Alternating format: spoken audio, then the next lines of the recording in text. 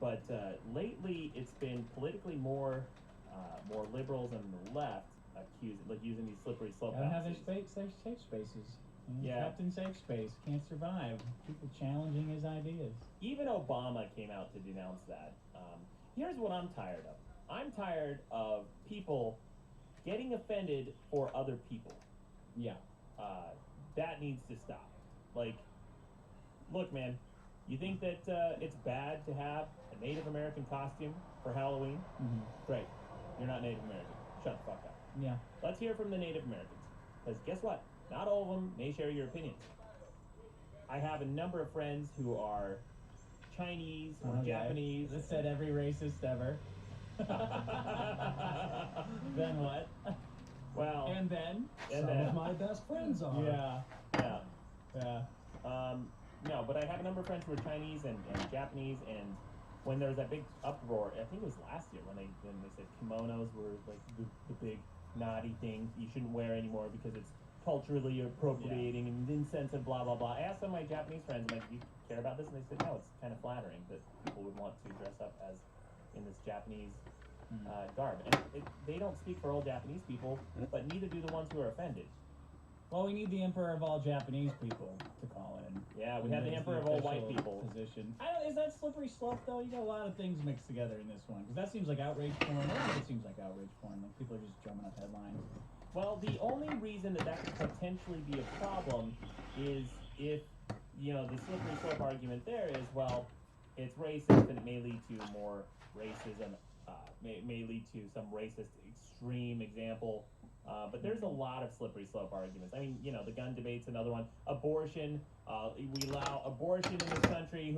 Why can't we just kill anyone? And then they justify. It's a good question. Let's start doing that. Sure. Yeah. Retroactive abortions. Yeah, it's a great idea. That's part of the non-voluntary euthanasia. Yeah, that's part of the regressive platform. I suggested that. Up to the age 18. I think 18 is a cutoff point. There you go. Yeah, it's a good age to abortion.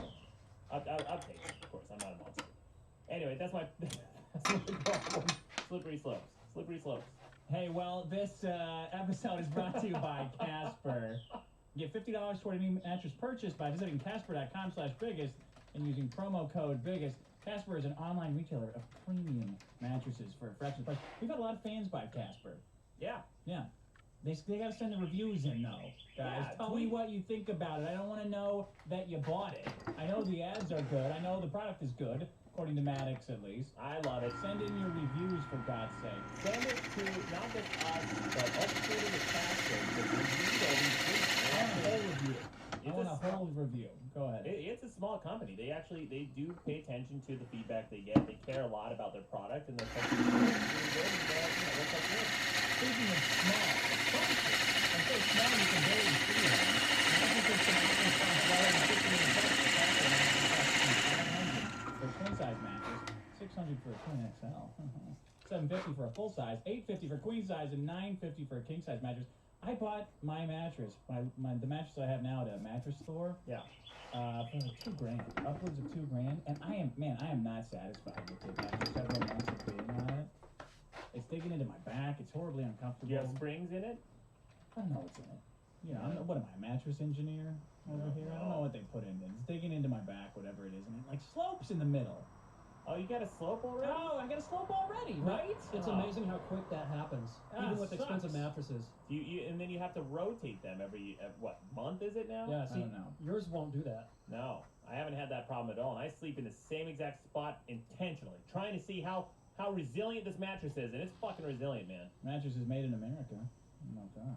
Risk-free trial and return policy. Try sleeping on a Casper for 100 days with free delivery and painless returns. And it comes in a box. It will explode out of the box. It will blow your mind. So cool. Post your videos on. I wish I recorded that. I don't know why I didn't have the foresight to record this cool. I didn't think it would be that cool, and also part of me didn't believe it would actually inflate into a king-size mattress. I was like, there's no fucking way. How big was it when it arrived? It was the size of, I would say, like 3 printers on top of each other. Okay. So it was a good-sized box. Check them out. You could put, if you curled up into a fetal position, you could probably get inside this box. A skinny guy could. Like Charles Manson. Yeah. Okay. You ready for my next problem? Like Charles Manson. Walking. I got a lot of flack last week Yeah. And my life coach and I couldn't get to the gun range because we were foiled by 2 miles of dirt road. Oh yeah. I talked to him afterwards, after getting all the flack on mine. Texted him, hey, can you check the map for me? I really hope it was more than 2 miles, because a lot of these comments are saying, hey, Dick, why didn't you just walk? Yeah.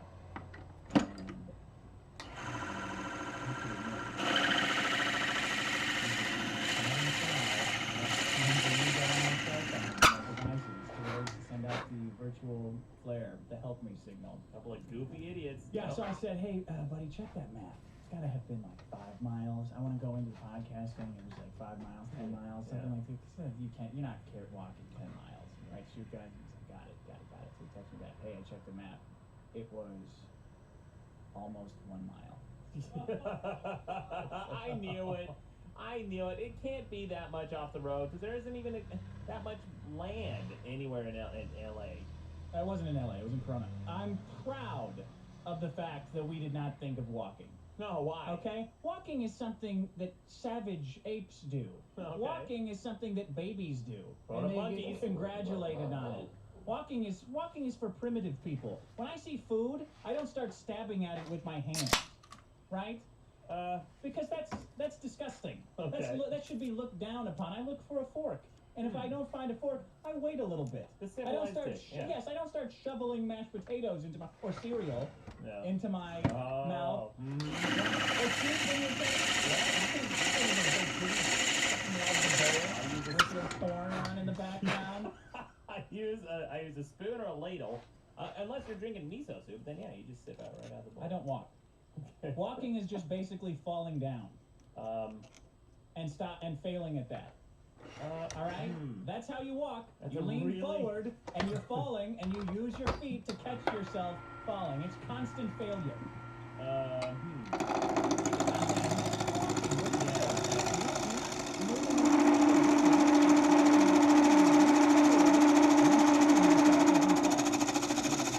That's embarrassing. You should be embarrassed walking, period. That's why we didn't walk.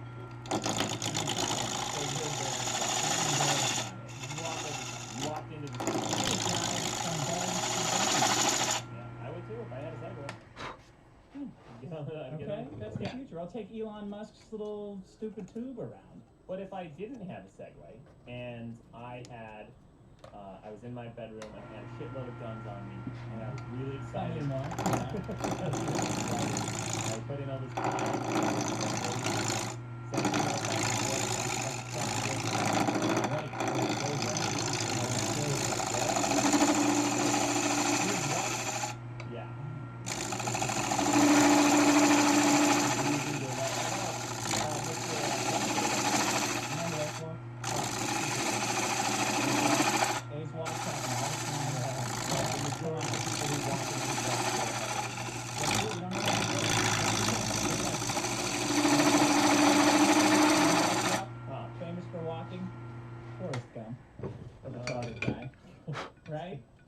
That's who walks. Yeah, Not me. I don't walk.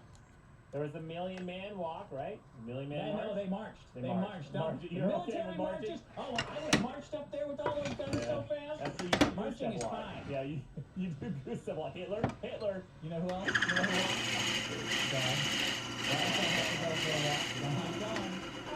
No, man. Oh, man. I got new fucking dog problems coming in. But yeah, dogs do walk, and so do their owners. You like dogs, though. I love dogs. Why? They walk more than I don't anyone. like them because they walk. I don't like that. You like I them in want that. spite of their walking. Yes, I want to hook them up to a drone and send the drone on the walk. You know, I saw this video of a cat. There's someone trying to get a cat to exercise by putting it on a treadmill. And the cat just sat down and then fell off. And then she kept picking it up and holding it down to the point where it's hitting the treadmill and having one drag. After those one drag, they kept putting it off, trying to falling off. Cat refused to. Michael Jackson, famous for Moonlight. Walking, that's cool. Right? I don't want to be in that. I don't want to be. Yeah, I like it. Right, of course. I know people who see they get molested. Yeah, for real. I know kids who they're grown up now. They're in their mid-20s, but they stayed at the Neverland Ranch.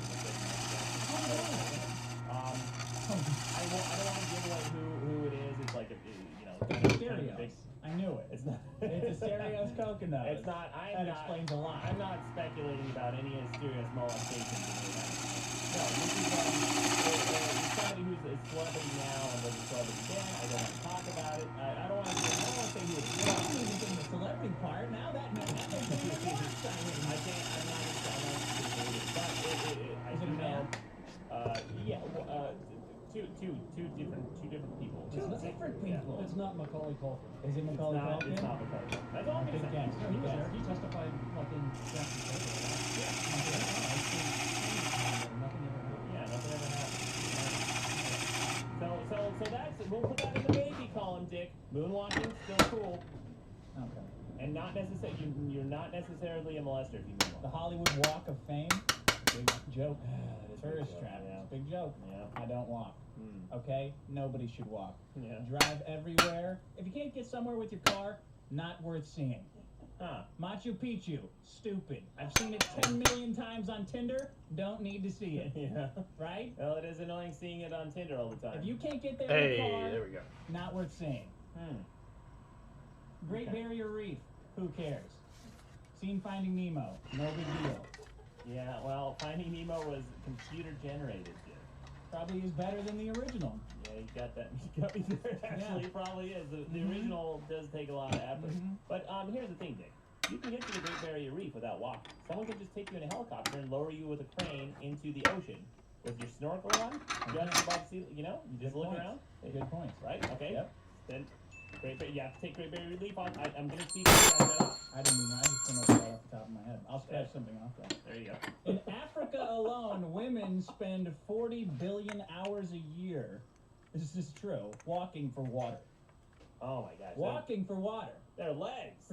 Ridiculous. That's Why all don't legs. they drive? That's all leg day, Dick. You know what they could do with that 40 billion hours? Huh. Imagine how much of that January Jones TV show they could be watching with 40 billion hours. Imagine how much of your website they could be reading. Oh, they could be 40 reading billion a lot hours. of my website when instead of looking for water. Yeah, instead of looking for water because they have to walk. That's why it takes so long. 40 billion hours a year, these women are walking around looking for water. That's a lot of hours. Walking. Horrible. Big problem. It's okay, Dick. It's a solution to getting places and things that you want. Walking is? Yes. Oh, it's an embarrassing solution. Embarrassing. 6 kilometers a day they're walking to get water. Dick. Injuries, shin splints. You ever had shin splints? You I've could get heard- that walking. I've heard about Runner's shit knee, Yeah. stress fracture, Yeah. plantar fasciitis. Yeah, that's a I thing. don't know what that is, but it fucks up your feet. I've seen it. Pussyfoot. Pussyfoot. Is that what Dick got when he didn't go shooting? What is? Oh, you do pussyfoot around things. Here's a guy. Here's the very first person who walked around the earth on foot. He was shot and killed by bandits in Afghanistan because he was walking. Not because he was walking, because there were bandits in Afghanistan. Should have been in a Humvee. Should have been flying over Afghanistan in a plane, not walking. Well, Christopher Reeve couldn't walk.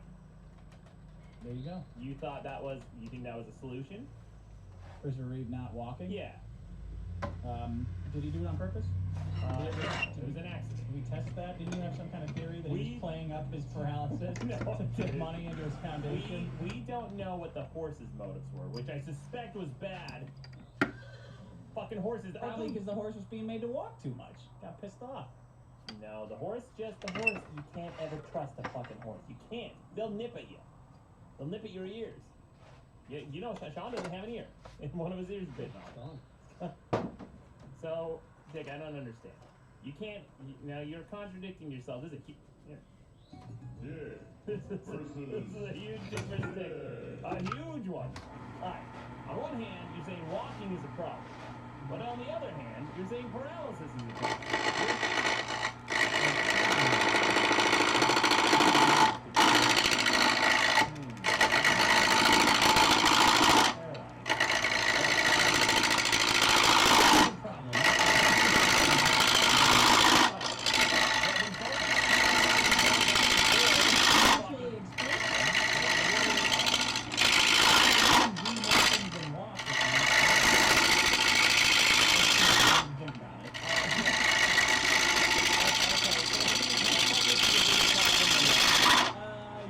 I'll Okay. give you that. Okay. Not for me. Not but, for you, you no. know, You'd rather be I would paralyzed vote than walk. both of them up. You vote both of them. Yes. Which is a bigger problem? I don't know. I guess That's we're up to gonna the find fans. out. We're Tune gonna in find next out. week, guys.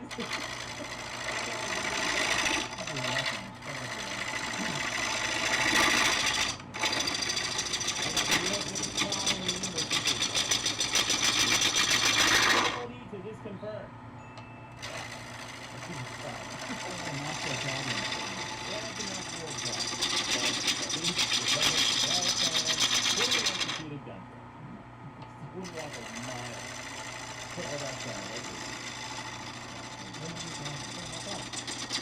So this is, I read this article about, it was actually about this whole outrage storm and overly PC culture, where even President Obama has spoken out against it, because he says essentially people who are always looking for safe spaces and no free speech zones and places where they're, you know, this over infantilism. And people don't want to be challenged and don't want to have their assumptions questioned. And That's the ability to disconfirm? no, I'm getting to it. These people who have these problems exhibit symptoms of a cognitive disorder. And the inability to disconfirm is one such cognitive disorder. This is from the website site. I think it's cognitivetherapinyc.com. It's this assessment article, and it talks about what it is. It says, you reject any evidence or arguments that might contradict your negative thoughts. For example, when you have the thought that I'm unlovable, you reject as irrelevant any evidence that people like you. Consequently, your thought cannot be refuted. You say, that's not the real issue, there are deeper problems, there are other factors, etc., etc. So anytime you find evidence that contradicts what you believe, you just reject it. You don't acknowledge it, you don't consider it. This is kind of interesting. They did a study called When Superstition Fails, Reactions to Disconfirmation of Paranormal Beliefs. So they tested people who have paranormal beliefs, you know, people who are, you know, people who listen to a lot of Coast to Coast AM. Well, people who are on it. People who are on it. I listened the other night, this guy was talking about, I think he saw Bigfoot in his tent, and he was afraid to open his tent because he thought it might be Bigfoot. And so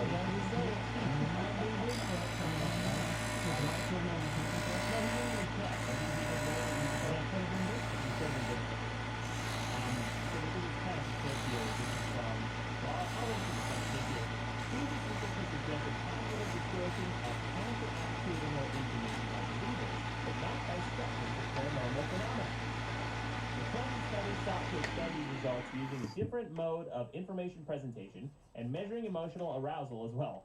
50 undergraduates completed the belief in paranormal scale and were divided into believers and skeptics on the basis of a median split of their scores. So they read an abstract either supporting or challenging the existence of ESP and completed the multiple event adjective checklist. So basically they're going through this checklist to see whether or not they have paranormal beliefs.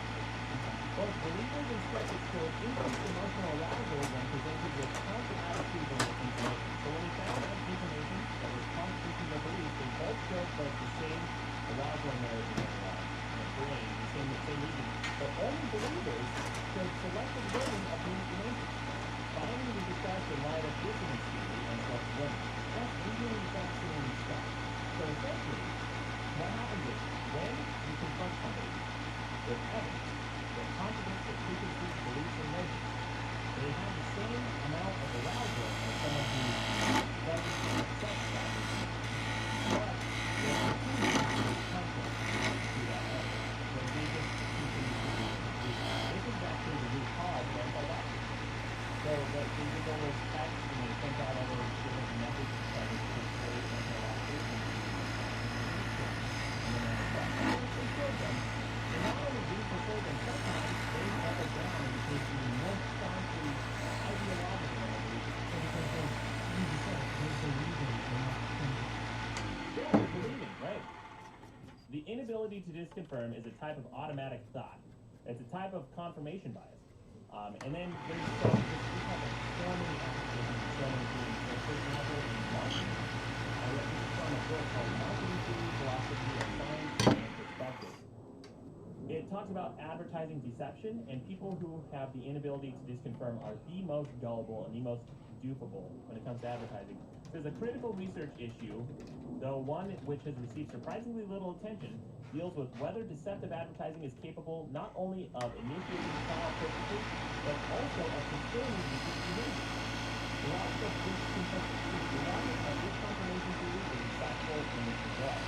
This confirmation theory suggests that this confirmation expectancy is really change in cognitive structure and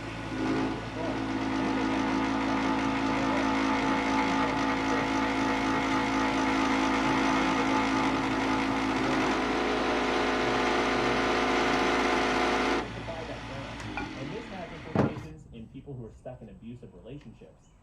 You know, sometimes you see a woman who's been in an abusive relationship, she's been beat by a man for a long, long time, and it's obvious to everyone outside of her that she needs to get out of that relationship. But to her, she has the inability to disconfirm, so she rationalizes these bad things that happen. She refutes any evidence that counters her beliefs and accepts her preconceived notions. Yeah, he hits me because he loves me. Yeah.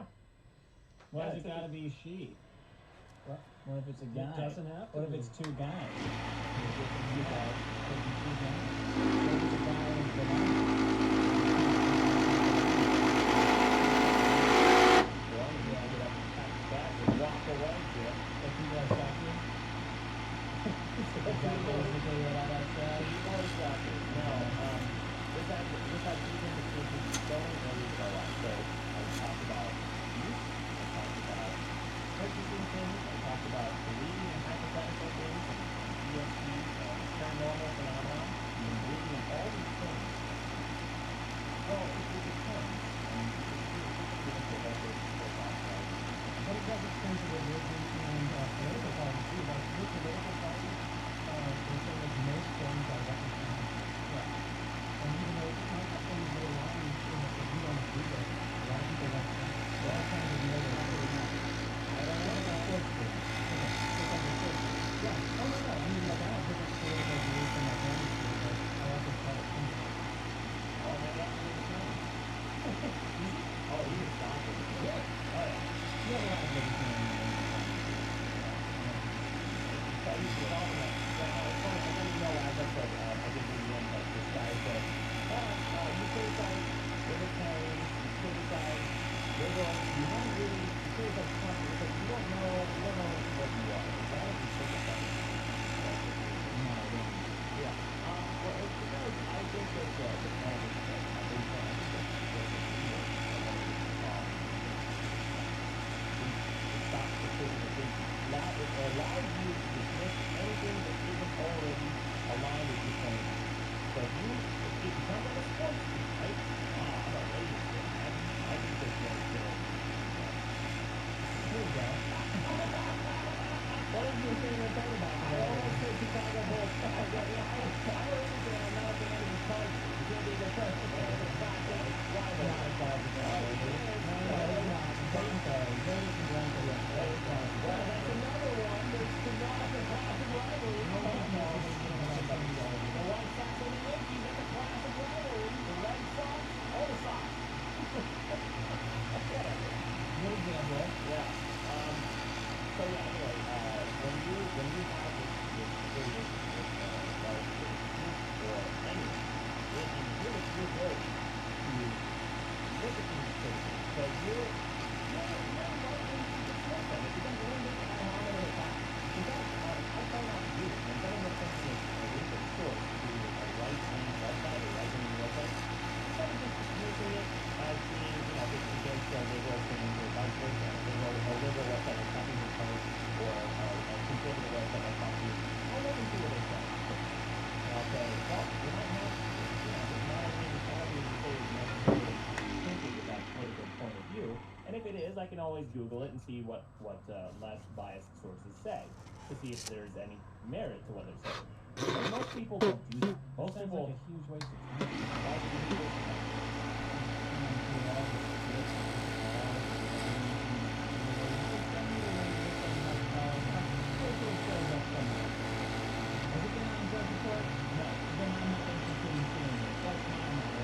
Well, that's why I do this too.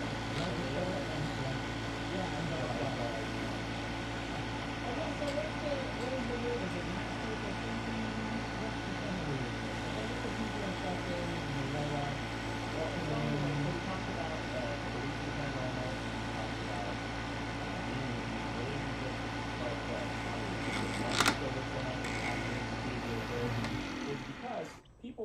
will sometimes have these beliefs that they are people. No matter what you show them, they're unable to believe anything because they're stuck in this negative feedback loop. The circuitous thinking where they think everything I do or everything I am is bad and negative, nobody likes me, etc., etc. And their inability to disconfirm leads them down that path, and all they have to do is step outside of that little circle and realize that there's a lot of evidence contrary to what you may think, contrary to your negative thoughts, your negative thinking. You step outside and take a look. What are they going to do? Well, look at even get. You can't make the case. I mean, there's a thing of positive and negative way to look at just about everything. And that's why when I've already got this problem, I acknowledge some of the good aspects of that. There's a lot of negative. I think that's far outweigh the good. There's good, there's bad, there's a lot. So when it's sad for someone, and someone's passing, you're sad for them. But But you they're also, like, hey, they're out of their credit card payment. there you go. There you go, Sean. Perfect I don't have to example. buy them any Christmas presents. There you go, Dick. Another perfect Great. example. Have another vase for the fireplace. Yeah, I can sell all this shit. There's more energy. I always like that stuff. And if you didn't drain on your time, or if you didn't drain on your time, and the hospital does come on, that's awesome. Look at that. Rosy glass. If there's sacrificial growth, that's a problem. You should look into it. It's actually really fascinating stuff. I started reading a huge rabbit hole on how to get behavior therapy and cognitive treatment, all this stuff. There's tons of books about that topic. Read this stuff. Well, if it shows up on Judge's Show, I'll think about it. No, okay. No, it's a socialization. It is motivation. It's help a lot of people. Even people who think that at some point, you can always all these stuff. And it's also the inability to disconfirm is also the tendency to believe that things will always be bad. You know, like if you walk down the alley with a footstep, it would be silly to say that you're always going to feel that anxiety. Obviously, you're feeling anxiety because there are footsteps behind you. Once you walk out of that alley and you're no longer in that situation, you're not going to feel that same anxiety, right? Are there people confused about that? No, but that's an example. That's an example of why I'm saying how ridiculous it is to have these fears that it's always going What to be this fears are way. you talking about? It's a slippery slope. Yeah, It is a slippery slope, Sean. The fears I'm talking about is that I'm never going to find a partner in a relationship. I'm never going to get a good job. I'm never going to True. get out of my situation that I'm in right now. Sure. I'm never going to solve my financial Dude, problems. stop That's- reading my Yeah, thoughts. these are all mostly true. See, that, People that- don't fix their finances. they do. They do.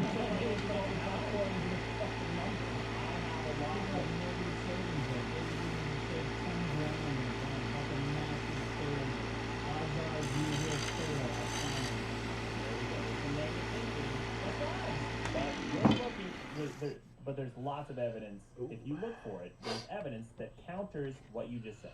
Okay. The internet can be a place where people with kind of out there beliefs find other people and just reaffirm each other's opinions. So you just stop thinking, it's like, oh, well, all these people think exactly like I do. It's not true. Well, yeah, let's confirmation that. Yeah, that's It's related, right? It's definitely related. And then I think there's a lot of the articles that are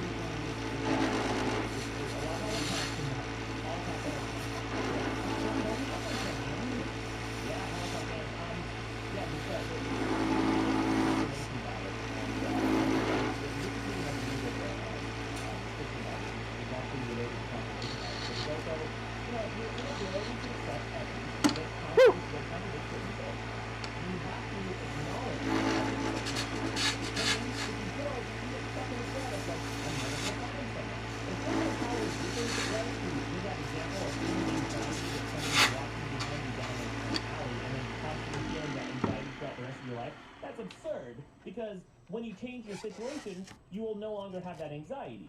But people who have this inability to disconfirm are always afraid of having that anxiety, in spite of the fact that their situation changes. Yeah, anyway, that's my problem. All right. One problem you can definitely fix is having a shitty mattress. Yeah. Casper.com, use promo code biggest. Is it biggest or biggest? Alright, guys, my problems this week were the slippery slope and an inability to disconfirm. My problems were daylight savings time and walking. Thanks for listening. See you next Tuesday. Hey guys, if you have to shit in the shower, then just go ahead and shit in the shower. You stop it on the drain. It's not your problem anymore. No one's ever gonna find out. Just move on with your fucking day. There you go. Gets in the shower. Yeah. Problem solved. Hey, what's up, guys? Maddox, I'm a longtime fan. Dick, you're my new role model. Let's get into this shit. I got a fucking sand problem for you guys if that's cool. The present year argument. I'm hearing this shit all over now. Oh, it's 2015, fan guns, 2015, gender norms, 2015 is 2015. People fall back on this limp dick, chicken shit excuse whenever their argument on our society not being progressive enough doesn't hold any fucking weight. I'm just real heated up about this right now because I have some friends on Facebook bitching about the amount of mass shootings this year and only saying it's 2015, 2015. By the way, the legal definition of a mass shooting in the U.S. is 4 fatalities, which I don't know about you guys, but I wouldn't consider 4 a massive number. Maybe that's just me being math. Anyways, that's all I got. Dick, you're cool, but go fuck yourself. Yeah, I do think that argument. Well, I I saw a lot of people commenting about it. I think the reason it's there is because in the 80s and 90s, we always thought of the future as the year 2000 or 2000X, right? 2025, 2015, those are all big years, right? I think that people are saying, oh, it's 2015. We're in the future where we thought in the past we should have solved these problems. Still annoying. Hey, Dick, is life coach just a euphemism for boyfriend? Small-faced fuckboy? But go fuck yourself. Yeah, Tony's pretty cool. Wow. I don't know. Thanks, man. I was just gonna call that guy a homophobe, but He is a homophobe. I know that's what I was told, and no, he's all good. Oh, That's a slippery slope, It Sean. is. How easily I'm so bought off. Nazism, you're Hitler. Maybe worse. You could have friends Super who... Hitler? You're You're like a Voltron of Hitler. Yeah. I'm like Hitlers Hitler. combined. I'm like Stalin and Hitler. Stalin, combined. Hitler, Planet Pol Hitler. Pot, who else? Marx, all of them just like combine, and then Mao. The Mao No, yes. it has to be all Hitler. All Hitler. Those guys are whatever. We don't even know who those guys are. What? People don't know who those. Only Hitler. Only Hitler. All these versions of Pretty Hitler. sure they know who they are. Like Yeah, you well, could be 70s Elvis Hitler, like a big fat Hitler with a jumpsuit that comes out and is drunk and on a bunch of barbiturates. Isn't that your Halloween costume? It's gonna be.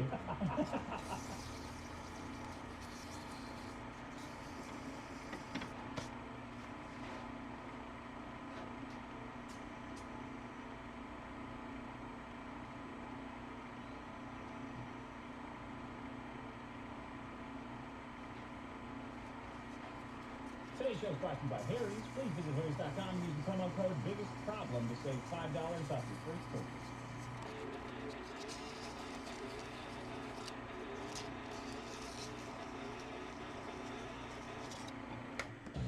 Welcome to the biggest problem in the universe, the show where we discuss every problem in the universe, from bad investors to child molesters. With over 5 million downloads, this is the only show where you decide what should or shouldn't be on the big list of problems. I'm Maddox, with me is Dick. What's up, buddy? And Sean, our audio engineer, and joining us is Mysterios, Boisterous Coconuts. It's a digital cyber dreaming. I think that's all my nicknames. Hey everybody, how you guys doing? Welcome back. Is it bad that we all laughed our asses off at child molesters? Well, I think juxtaposed with bad investors. Yeah, we'll go with that. That vote was confusing. The child molesters vote, pedophiles that you brought in. Like, I wasn't sure if we were supposed to vote that up or vote that down. Down. Problem. Oh no, up. It was Okay, a problem. already, you're sending a mixed message. Again, you want us to vote up pedophiles. Right. Except you brought in and you mostly talked about the defense of pedophiles. I didn't defend pedophiles. You kind of did, not offending pedophiles. You brought Remember how in. you were like, the pedo smile is great? I try to smile like that all the time. I was a huge fan of Jared. No, you're listening to the Mark Maron podcast, buddy. Shots fired. How is your one-sided war with a much more successful person doing? I got the last word in that, so I won. Oh, there you go. Yeah. So far you've beaten Penn from Penn and Teller and Mark Mayer. Yeah. That's a good record. Who's Yeah. next? Who's Who's next? That's our motto for this show. Who's next? We should go after like a big game show host or something. Yeah. Like Alex Trebek? Alex That Trebek. Canadian fuck. Yeah. Let's get that guy. Oh, he's a creep. I've heard creepy stories about him. Have you seen that YouTube video where he's like super drunk and refusing to do promos for Jeopardy? He's just like, fuck it.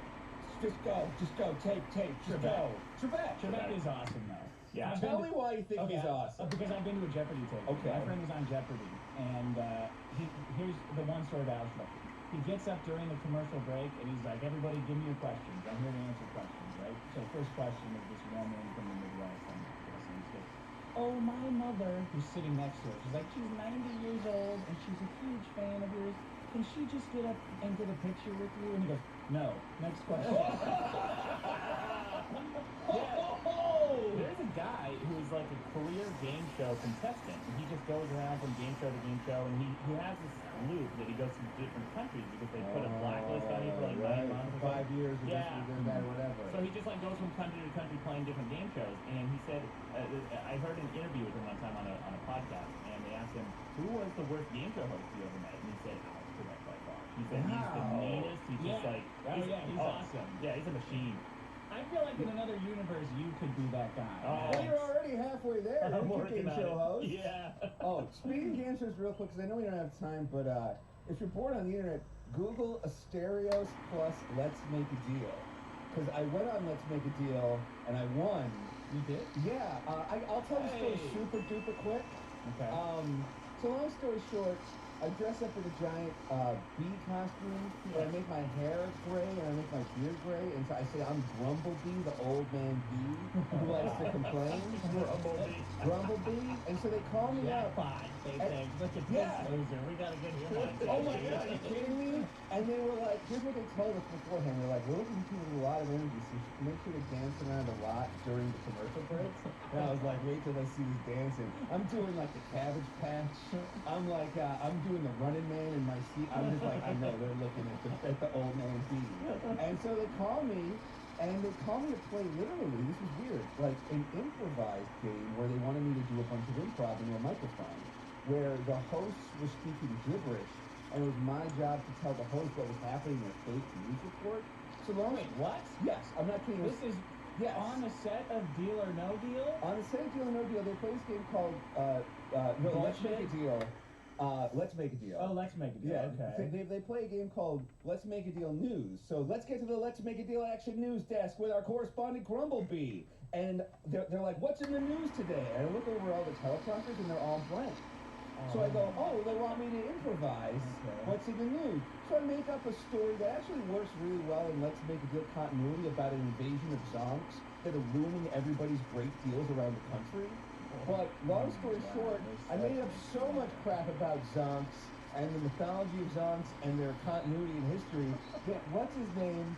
What's the name of the host? The African American gentleman? Bill Cosby? Was he the host?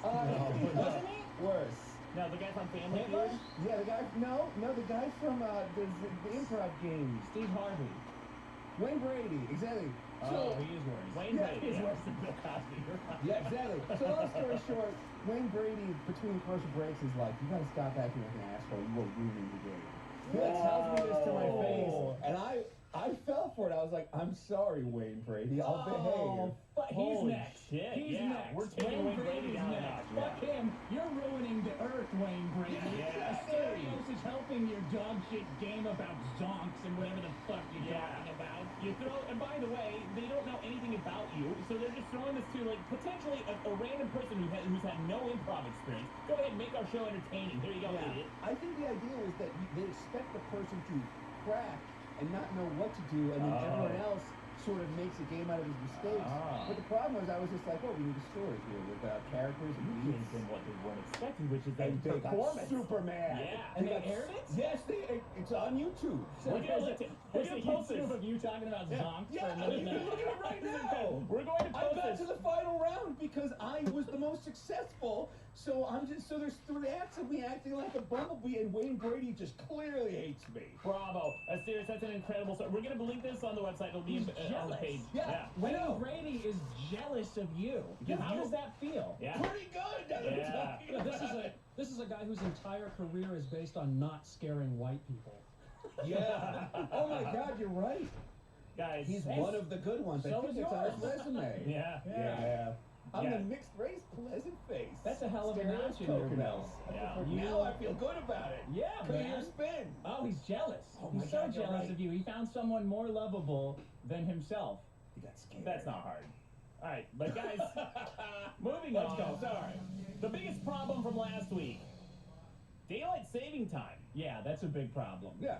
Yeah, well, You then don't have to be upset by that. That's a big problem. it's a problem. Okay. Yeah, and then the inability to disconfirm, and then the Okay. slippery slope arguments, pretty Yeah. neck and neck, and then walking dead last. Not even a problem, Dick. Not even. A lot of people called you out for a dick versus dick. They said your problem is everyone needs to lose 20 pounds, but then you like shit on walking, which is a way that people can lose weight. No. The only way you can lose weight is deadlifting. You know. And that and That- caloric restriction. No, you gotta eat if you're gonna deadlift. The stereo. I You forgot gotta about how eat pizza important- after pizza.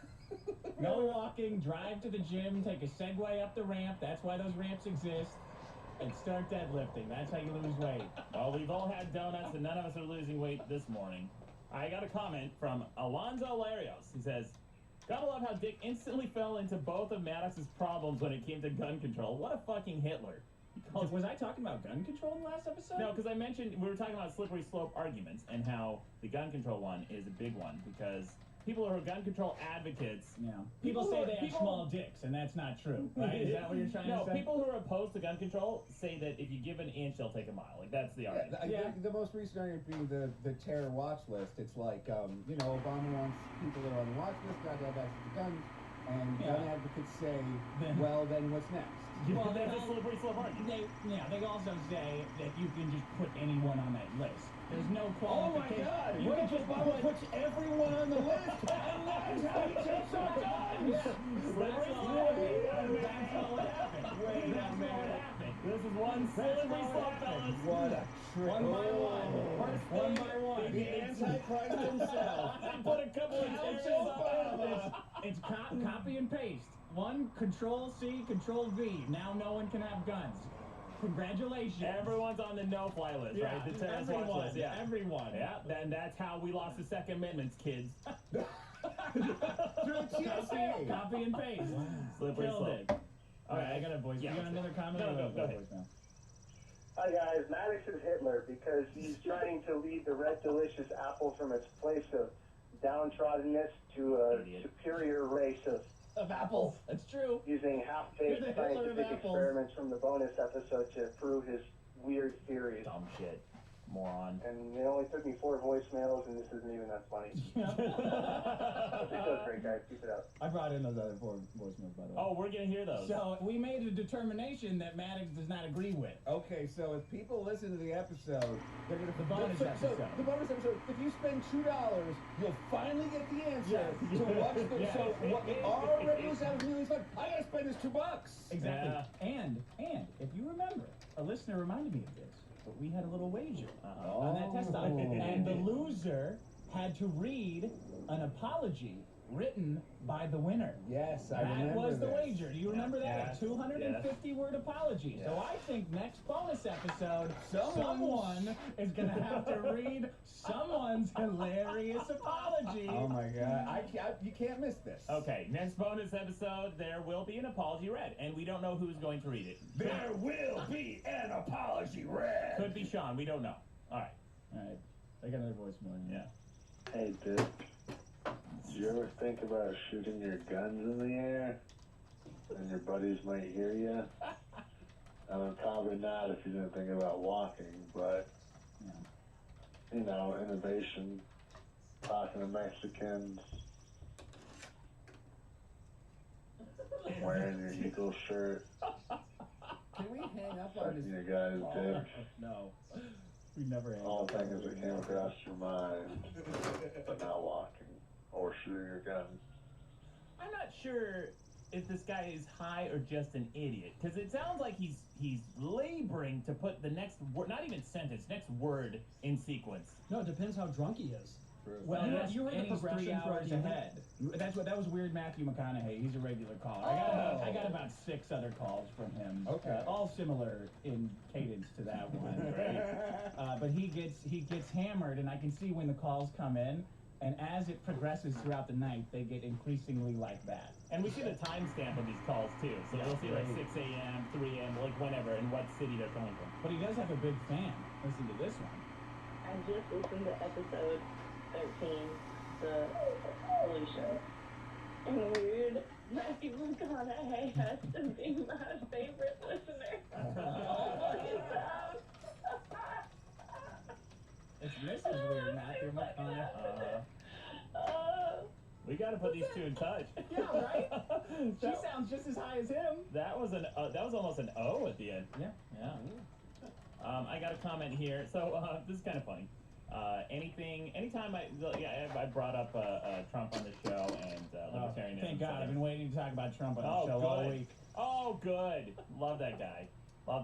I've been called a lot of things. So if I ever shit on anyone conservative, I'm immediately a liberal. And if I ever shit on someone liberal, I'm immediately a conservative. And now I'm accused of being a libertarian.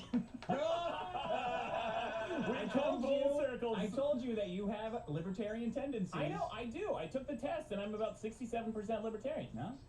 We all want to be left alone. Yeah, sure. It's Who like, doesn't? who doesn't want to be left the fuck alone? Of course. Yeah. This guy Garrett Voigt, he says, does Maddox secretly read libertarianism.org? And then he posted this big quote. It's like, the black and white aspect of politics also encourages people to think black and white terms. Not only do political parties emerge, but their supporters become akin to sports fans, feuding families. You can or hear 'em students at rival high schools. behind that board. And he posted a link to the website. That was your point. Libertarian. That was it your was my point, though. Yeah. I agree There's a with you mama on bird that. that was in I here. want to say something real quick So about I went Trump. around to look, and Do you on think top that, of like, that, Nothing is real quick about Trump on this. Hopefully his candidacy I'll rate. try to be real quick then. Do you think that there were Alright, like be also careful. people during Hitler's rise that were like, this guy's hilarious? Here we go. Like, that were just Yeah. like, he's all, look at this funny mustache. He gets so mad. Well, And Charlie look, I don't Chaplin's agree with mustache. everything he says. It's like he's talking about putting people in that. He's talking about like stopping Muslims from coming to countries. Yeah. He's getting pretty out there, this guy. How's that out there? Yeah. Shut the borders down. Well, They don't, nobody has a right to come into this country. Well, if you, Sorry, it makes you guys sad to admit that. This but is no the one new has a wood right with to come purple. in well, here. how about this? He's not vetted the New shit wood out. How's with that a purple. libertarian principle, shithead? How's that non-intrusive? Libertarianism I mean, I applies honestly- to I think our this looks better. country. Oh, is it? Our It was. country. It not only does it look really How good, about but it this? was Don't you think impossibly it's like easy to if it do. was like, no Like, more normally immigrants, the wood is period, much harder as and opposed to denser than the saying plastic no because that wood Muslims. is so hard. You know what I mean? But It's this, like, it I can see what you're cuts saying. across If he was both just like, evenly, and then when you sand no it, more one of immigration them till doesn't we sand down solve faster than the everything. other. They sand But it that's even. sort of- So when I that's a put the very finish conservative on, opinion. it's like Saying perfectly no more flat. Muslims So it's kind of a is good thing kinda that they out ran out of It's the wood. impossibly a good thing, and it's significantly cheaper. So did Hitler. I love the I'm posting- texture. I I'm feel like the posting a texture new looks video, so much about better. this, Really? Yeah. fun It's. fact. I mean, it's much more common, like less exotic, but it still has lots of. It still has lots of figuring, and then the landmarks are much more interesting. It's more like an alien landscape of Yeah. mountains, I feel like or yeah. like Dr. Seuss, you know. Yeah, exactly. Like, This is kind of cool here. One of the spires got cut off, or two of them got cut off coming out. So you can see like they're flat on the, That's really or this knot right here, same thing happened. see, yeah, I feel like it's more interesting. Yeah. Alright, I got go ahead. Oh yeah, I was gonna ask you. Do you have? Yeah, I got a special bit just for you, Sirius. You'll recognize me. The biggest problem in the universe presents erotic stories from real men. This is the first erotic story I brought in that makes me want to throw up. It was left by Carlos Vega. Is it about Maddox shitting in a pile of leaves and wiping his ass? No. Carlos says, "Sup, Dick Maddox." It's Carlos, the guy with the 8-year-old sheets.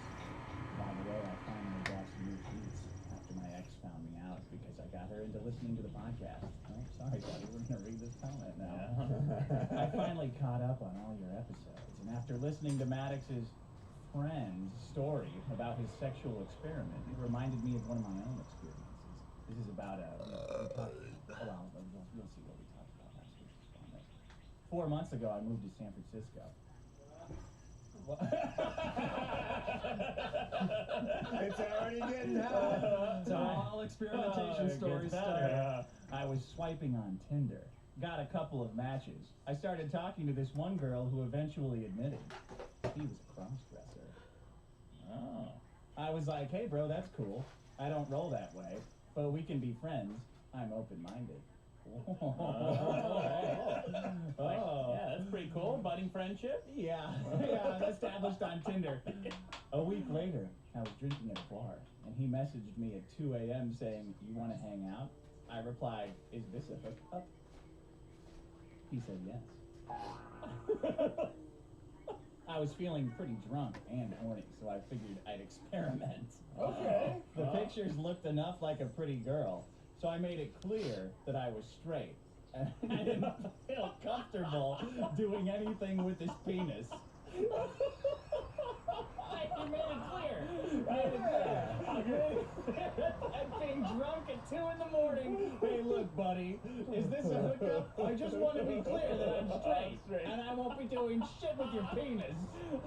There's a lot You gotta draw the line somewhere. Aren't there a lot of Craigslist posts that say, like, I'm looking for a bunch of completely straight dudes to jerk off with me? I have no idea. You tell us. You tell us this serious. Yeah, We've never heard this you guys before. don't go on the weekends? Just Google it. I'll forward you guys some things. So I made it clear that I was straight. Yeah. He said it was fine. And to bring condoms. Multiple condoms.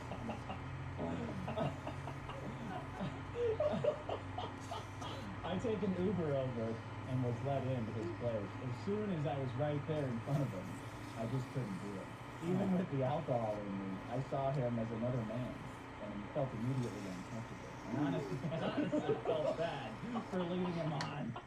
I apologized and walked out and went home embarrassed and ashamed. Oh, there's nothing to be ashamed about here. You should have look, I think he should have given him a quick hand job. I think the straight cut, look, some sort of hand job should have been exchanged. But I'm saying, if you're gonna go all the way over there and get this, I guess he identifies the man. Yeah. You get this man all worked up. Just give him a little release and get out of there. You don't need to do the whole thing. Yeah, But he said he wasn't doing anything with the penis. I know. Already. I'm just saying, be a bro. Be a bro. Do your bro a solid and give him a hand job. That's all I'm saying. If he was a real bro, he would have done it. Well, read the rest of the comment. You'll see. I used to say things like, if it looks like a duck and quacks like a duck, then it's a duck.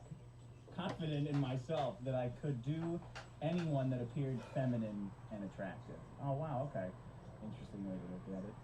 The experience made me realize that I am 100%, without a doubt, completely, mentally, and biologically straight. Because I almost jerked a guy off. Almost because he looked like a chick. Hey, there you go. And that guy read that comment. I commented. I said, "That's the straightest thing I've ever heard." Absolutely. There's nothing straighter than that. I mean, he went the distance with his straight. He put his straightness to the test. That's true.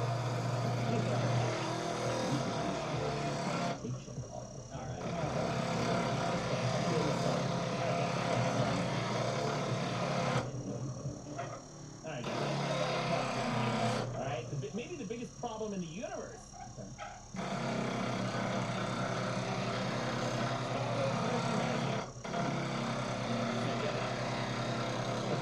Fucking tired of Star Wars merchandise.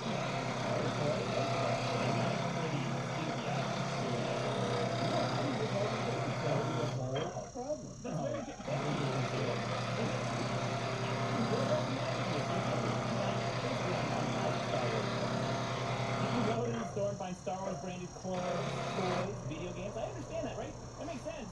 Because, you know, the property appeals to kids, and kids like to wear their superheroes and play with toys.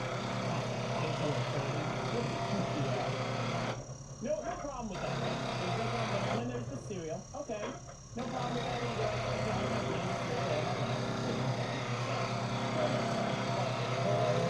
Cereals, I get it.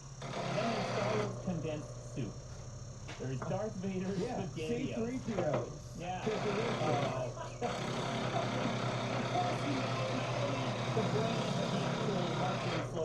What's the difference between that and alphabet soup other than soup? You know what? I like to say, I like to finish the thought.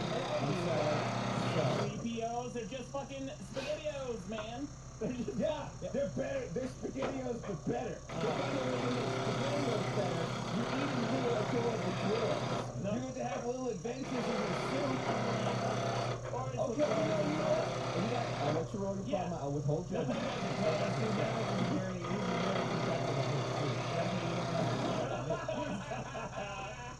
Why are there these Star Wars stamps on my correspondence? Yeah. What about the little X-rated droid, R2-D2? Oh, Sean. I love that. So you can get Yoda branding if you prefer. There's Yoda-shaped pasta and high-sodium tomato and cheese sauce that they're literally shoving down our throats. Now, this fucking Star Wars merchandise. Have you ever had low-sodium soup? It tastes terrible.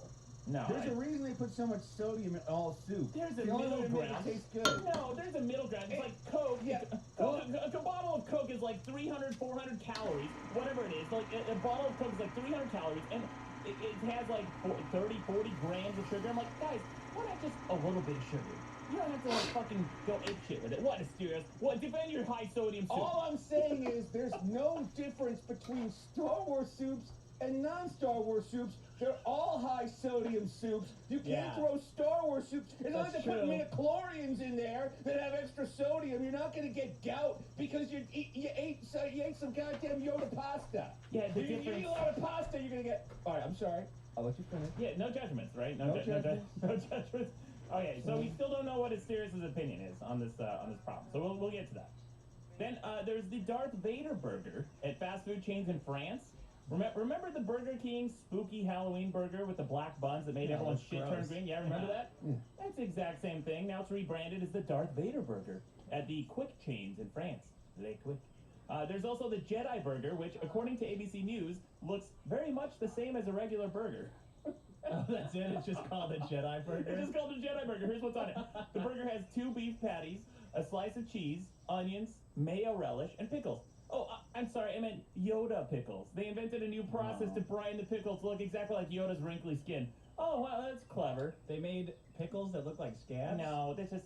Pickles always look like Yoda. They're just wrinkly fucking cucumbers. That's what Yoda is. In the shape of Yoda? No, they're just pickles. I mean, yeah, they could say, oh, another Yoda pickle. Well, I would like to eat a shape of Yoda pickle. That sounds fun. Listen, if you're gonna start limiting the way that fast food brands can experiment and brand with their food, here's what you're not gonna get. Yeah. You're not gonna get the Baskin-Robbins Shrek Ogre Sundae. Good. Okay? You're not gonna get Gandalf's Gobble Melt. You're not gonna get all these wonderful branded foods. Why are you're trying to shut down burgers? Really? This is the biggest problem in the universe? Serious, if you go on any other day of the year, you can just get the exact same Jedi burger. It has fucking onions and cheese on it. What makes it Jedi? There's nothing Jedi about it. I want to order a Jedi burger. Okay. I want a Jedi burger all the time. If it's the same thing, I'm buying the branding. I'm trying to commune with this franchise I like by eating a hamburger. Oh. How does that hurt you? I'll tell you, it doesn't hurt me, Asterius. It hurts you, and I'll get to that in just a second. It obviously doesn't because it's a fast food burger. Let's start there. Really? Yeah. And these kids they're marketing to who don't know any better, eating these high sodium garbage. 30-year-old kids. Yeah. Look, all I'm saying is, if you start attacking, older than 30, if you start attacking branded foods, you're not going to get Nintendos. Yeah. You're not going to get Legend of Zelda cereal, Oh, Super that was Mario great Brothers cereal. You're not going to get Batman Returns cereal. The legacy that branded foods has had in our lives has been as immense as it is wonderful. And if you start attacking Star Wars branded food, you're attacking all branded food. That's true. That's true.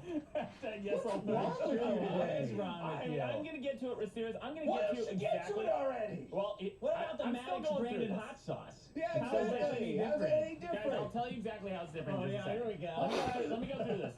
There's still more You're fun. so 10-minute technical today. difficulty break. You're gonna get to it. This is from metro.co.uk. They're going through all the different ridiculous Star Wars food items now. And there's one that actually makes sense here, but it's not this. There's a Chewbacca themed spiced latte coffee mate creamer. A coffee mate fucking creamer, Chewbacca themed? Okay. Is it brown? Huh? Is it brown? Yeah, it just has Hazelnut? Chewbacca's face on it. Oh. What's wrong with it's that? spiced Would you rather there be no space on it? Yes. Then how are you having fun with your coffee? Because it costs more on this branding, costs more, shitheads. It costs more. We're paying more for this branding. They're paying more. Yeah. Yes, we are. Because they pay a licensing fee. Let me tell you what Maddox wants in his food. Okay. He wants it to be exactly like it is on TV. Where beer just has the word beer on it. All cereal is just white boxes that say cereal. You have no choice in anything. You walk into the store, they fill your cart up for you, and then you just walk out. Sounds like Cuba to me. That's not at all what I want. But the non-labeled branding, actually, I did think about doing that. I want to create a store with non-branded items. So yeah, you do come in. I'm okay with that. That's fun, and you do have a choice. Yeah, it's fun. I can't wait to eat cereal O's and drink milk-branded milk. You can draw whatever you want on the box. You don't have there's no place to draw on the boxes. I don't have time. That's a fucking lie. I don't have time to make my own food creative. Look, the other day, I bought a can of shaving cream that had Dennis Nedry's face on it. Because Jurassic Park? Yes, because remember how in Jurassic Park, Nedry stored the embryos in a can of Barbasol? Barbasol made, special, there's dinosaurs hidden here. Shaving cream, and I was like, I'm buying this one. Now I get to pretend I'm in Jurassic Park every time I shave. Now every time I shave, I pretend I'm going to get covered in Dilophosaurus spit and die in a mud pit and have the embryos disappear until they're found in Jurassic Park 3. Yeah, well, it'd be better if you pretended like you were a supporter of the show and went to harrys.com/biggest and said $5. Look, I put it. Look, here's If you the want Star to Wars. pretend to live with dinosaurs, use promo code BIGGEST to save $5 off your first purchase. Here is an actual Star Wars food-related product that I am 100% on board with. It totally makes sense. There's a Pop-Tart with Han Solo frozen in carbonite made out of frosting. That's great. It's awesome. Yeah, look at this picture. Fun. Look at this picture. It's kind of hard to tell, but it's Han Solo in frosting. Okay. Which is the only Star Wars food item that actually makes sense. That's fun and it's practical. You know, I get it. You have really high standards for your marketing. Yeah, what about Darth Taters? Oh, Luke Skywalkers, R2 Fruit Chews, Chewbacca, Nums Chicken Drums, Yoda Soda, Chopped Cheese Iced Tea. Don't you drink or eat any of these things? No. Salacious Crumb Cakes, Lando's Flandos. What are you eating? Yeah, you know what? Seriously, it's normal food that isn't a pun of a Star Wars character. That's it. Anakin's Brainafins. You're not eating these? Anyone can do these. Death Star. Okay, what? Obi-Wan can Kobe beef. You nailed it. Yeah, great job, asshole. Obi-Wan can Kobe beef medallions. Emperor Palpatine. How come you're not eating these foods? Oh, great. Awesome. What's wrong with you? How about Ewoks, Peewoks? They're just a can of peas with Ewoks on it. Ewoks. It's not a food. Peas are foods. Peas are food. No, what you want to say, you probably want to say something like Wayne Brady. Yeah, exactly. All right. How about chewy caramel baka caramel? I already said Stewbacca, asshole. Chewbacca, Stewbacca. I already said that. Oh, that sounds real hearty. Listen to this, though. Then there's Star Wars cookie cutters. The Darth Vader cookie cutter makes it look like a little gingerbread girl. Look, I got a picture here. Look at this. This is in the corner, in the lower left-hand corner. There's a little Darth Vader. It looks like a gingerbread girl. Looks like Kathy. You gotta decorate them with icing. You can't just pull a cookie. A gingerbread cookie kind of doesn't look like a gingerbread cookie until you put his little gingerbread buttons on him, his gingerbread bow tie, and his little gingerbread smile.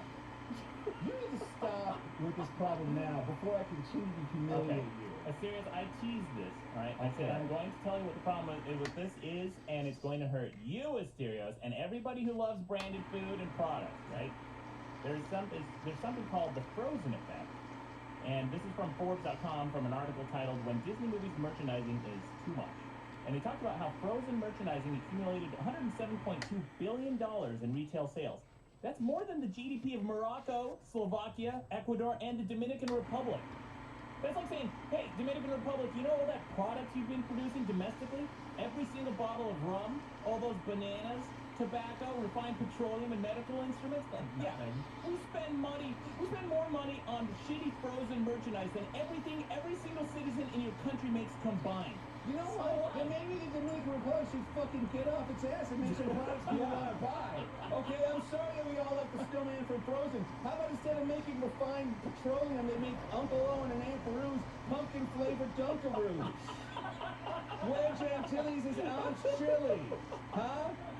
Mon Mothma's prawn cakes. Just get off your ass and do something. Yeah, make a pun-based food item. That's how you make the real gun bucks. race bun tray. Get to work. Fuck you, Asterios. Senator Flanadala. General Grievous's fettle-encrusted eagleses. Get off your ass and make something people want to buy. Asterios, I don't even know where you're getting all this shit. Are you just rattling This these is the off? food I eat every day. How can you not? Don't you guys eat Qui-Gon gin-flavored pizza? No, it's just What's pizza. wrong with you I do. people? It's just pizza, Asterios. It's just fucking pizza with sausage on it. How about that, huh? I'm sorry, Sean, I hate you too now. I hate all of you guys. I don't even know why. I'm just disappointed in humanity and you guys are represent. I don't know. I'm just mad at everything right now. Yeah. I need to take a minute. Good. And while you're taking that minute, stew on this, Asterios. This is from the article. It says Frozen seems to be too much of a good thing. It brought the understanding back to retailers that they can sell character license throughout the store, but was also seen as freezing out other attractive licenses because retailers were too overwhelming in their support of Elsa and company at the expense of placing other licensed goods on the shelf. Now you think, well, that's fine because the market determines what's popular, right? Yeah. But the problem is Disney has purchased so much property. They own Marvel now. They own Star Wars. They own Elsa. They own all their other Disney properties. So if you are a creator whose property is owned and purchased by Disney, and you want to sell some of that merchandising, Disney and Disney alone determines how much money you make because they determine what they're going to market. And if they want to have a whitewash in the store of everything Star Wars or everything Frozen, too fucking bad. Now you can't buy any other merchandise for any other brand because Disney's determined that Frozen's number one. Use the How internet. is that a problem? Use the I internet just if you wanna explained buy your shit. exactly If you why. want to buy your Breaking Bad action figures, get them on Amazon. I mean, honestly, I know a thing or two about toy determination of retail space because it's No surprise. And it's look, a lot of the shelving space is determined by the retailers themselves. Walmart, Target, these bigger brands actually have a really big say in what toys show up and what toys don't. Also, as a Disney stockholder, I want them to buy more and more. As soon as Disney bought Star Wars, I'm buying a lot of Disney stock. It's gone up 150%. It's fantastic. I hope Disney ruins everything. Yeah, well, guess what? They're ruining Star Wars. You're short-sighted. Here's why. With They ruined Star Wars? Yeah, and I'll tell you why. Well, we'll get to that. I might place the blame of ruining Star Wars on somebody else. This is continue from the article. It says, with Frozen, we may now be seeing what LIMA, it's a Licensing Industry Merchandisers Association, respondent called brand fatigue. Oversaturation of entertainment and celebrity properties was mentioned as a negative trend, minimizing available shelf space for all, though Disney does not seem to be suffering. Now, here's what happens. When you start to see Star Wars shower heads in the shape of R2-D2 and Darth Vader, Awesome shower head. you're pretty much past the hump of brand fatigue. And this is from Moz.com. It talks about why no one pays attention to your marketing in this article. So if you have too many messages on a medium, right, or the value provided is too low or infrequent to deserve attention, like I can go to the dollar store right now and buy a 24-pack of Star Wars branded water bottles for $1. That brand association has been devalued to nothing because I'm buying essentially. Wait a minute. You give a shit. So now Why are you worried about their brand? Right, Why are you worried exactly. about I'm not. I'm telling you how people like Asterios who like Star Wars merchandising, in the end, is going to nip you in the bud because they're devaluing the brand by making it so But how's cheap. it going to nip him in the butt? Yeah, but Star Because Wars you like water this stuff. and Star Wars shower heads. You get it I now, got but you won't be more- able to in the future when it kills the brand. Yeah, but listen, what the solution? It's like yes, this happens with licensed properties. At some point, the Ninja Turtles waned in popularity from the '80s. Yeah, this is what happens. G.I. Joe gets less popular. He-Man gets less popular. It's definitely not because there's too much hopefully He-Man brand stuff. It's fatigue. because people grow up. It's No. because the Yeah. storytelling gets bad. Clearly they haven't, Dick. Clearly they haven't grown up if they're still buying, what's the Dunkaroos one? Uncle Owen and Aunt Beru's pumpkin flavored Dunkaroos. Look, here's A what. lot of us do. Yeah, all I'm saying is Star Wars has been selling merchandise like really well for decades now. If your problem is you're worried that Star Wars is not merchandising enough. that Star Wars merchandise will get worse, look, don't worry, it's already I'm sure they got a couple guys at Disney trying to figure it out. Yeah, they'll fix this problem. No, Disney right now, I mean, the entertainment industry for movie and TV is hurting really bad. Most people outside of the industry don't know this, but like TV's essentially dead. Well, whether it's good or bad is irrelevant. Right now, the industry is really hurting. So Disney, this is like one last hurrah as a big cash grab to merchandise as much as they possibly can for the Star Wars franchise. And I mean, if the movie comes out and is anything less than stellar, it will kill this brand, especially with how much merchandising there is. No, but didn't they put 3 movies through that were dog shit and they still couldn't kill the brand? Yeah, that's... Oh, I don't know that they were dog shit, Dick. But listen to this. This is the final point here. It says, the messaging can't be effectively tuned or controlled by the user. When you have an oversaturation of a brand campaign that is so overwhelming that people get sick of it like I am now, it becomes something that you resent after a while. And then, this is from marketingweek.com, the biggest factor that's missing in all this stuff, I think, is authenticity. And this is not, they didn't say this specifically with regards to Star Wars, they just said this with all brands. They said, with the research showing that extensive exposure to brand message is causing fatigue, creating authentic experiences for consumers should help refresh the interest. And that's why I said the Pop-Tart with the Han Solo frozen in carbonite is one of the few items on this list that is an authentic Star Wars brand, because they are actually making it a non-trivial aspect of the product. It's not just slapping a logo on the side of a can of soup that you can buy any other day and saying, oh, now it's a Star Wars, or it's the C-3PO. Yeah. That was a fabulous soup.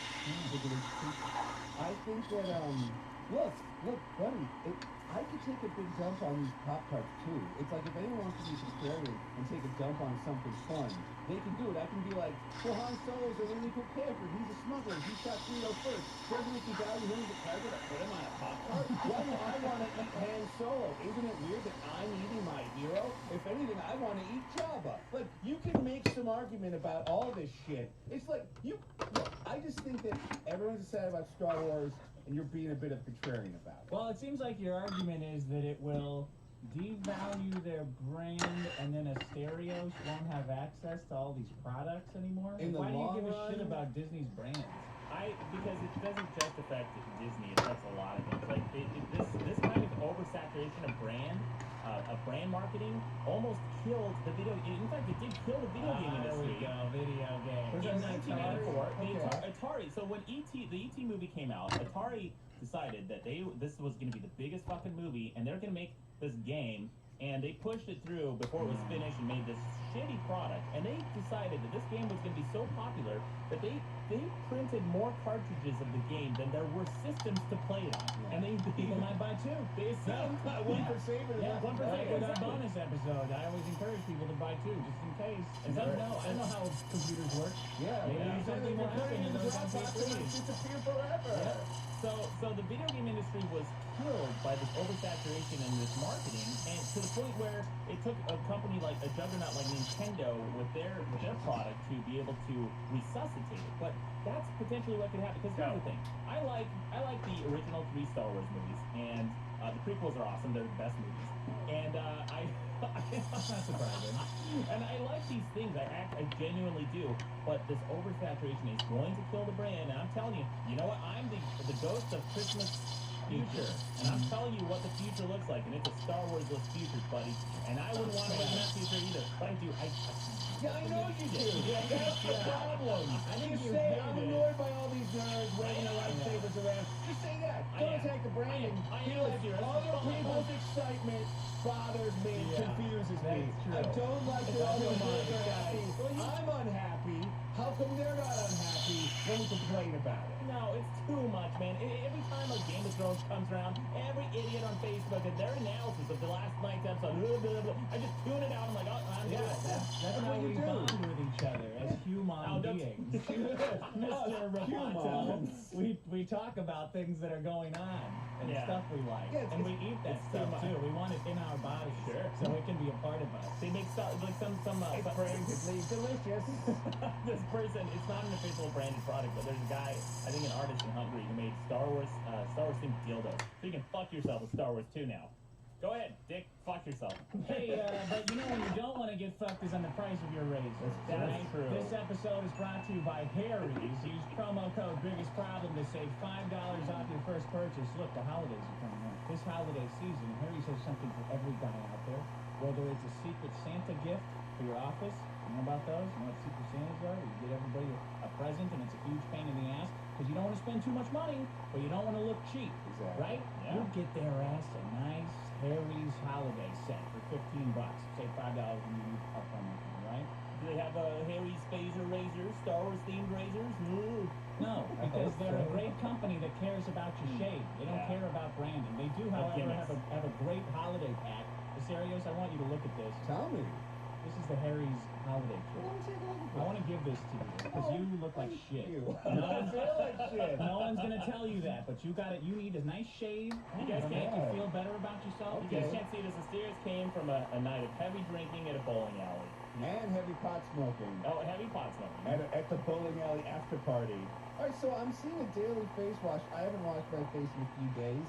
I think my face could probably use the power of cooling peppermint and eucalyptus to gently exfoliate all the Star Wars cereal off my cheeks and lips. All is a little aggressive. I don't know. I mean, it might take a couple of seconds. Yeah, okay, and so here we go. Oh, alright, so this Harry's razor comes with this nice cooler blade, kind of like a Mont Blanc pen. Now, seriously, I want you to hold that right. Look, it's gold like like C-3PO. It's gold like C-3PO, but it's almost heavy like sort of Han Solo's blaster control. This is not. Disney is not paying us for this free product placement. We're not getting paid by Disney. I'm seeing 1, 2, 5 blades. Yeah. Is it how many it has? Yeah, I'm counting them right now. There's 5 blades on this guy. That's great. You know what? They could do with 3. With the quality of those. But Imagine you telling all these companies how to run their businesses today. Yeah. Disney, this is how you should do marketing. $1 billion marketing initiative. Harry's, you got too many blades in the razor. No, you should be a consultant. I like the number of blades. I think it's a perfect razor. And then everyone should do the opposite. Yeah. Well, hey, visit harrys.com, use promo code Biggest Problem, save $5 off your first purchase. So thank you for supporting us, guys. Thank you to Harry's for supporting the show. Awesome. All right, let's do it. You have a problem? Yeah, and you know what? I think we can probably go through mine real quick because it's. I don't think we're gonna argue about this too much. I don't. What show are you on, buddy? We had an entire episode arguing about apples. Okay, well, but look, apples are one thing. I don't think anyone in this room thinks the prequels are awesome, and my problem is prequel apologists. Star Wars. Yeah. Star Wars prequel apologists, yeah. I suppose the Godfather prequel was even better than the original, so let's not say all prequels are bad. There's an easy way to get hits now on the internet.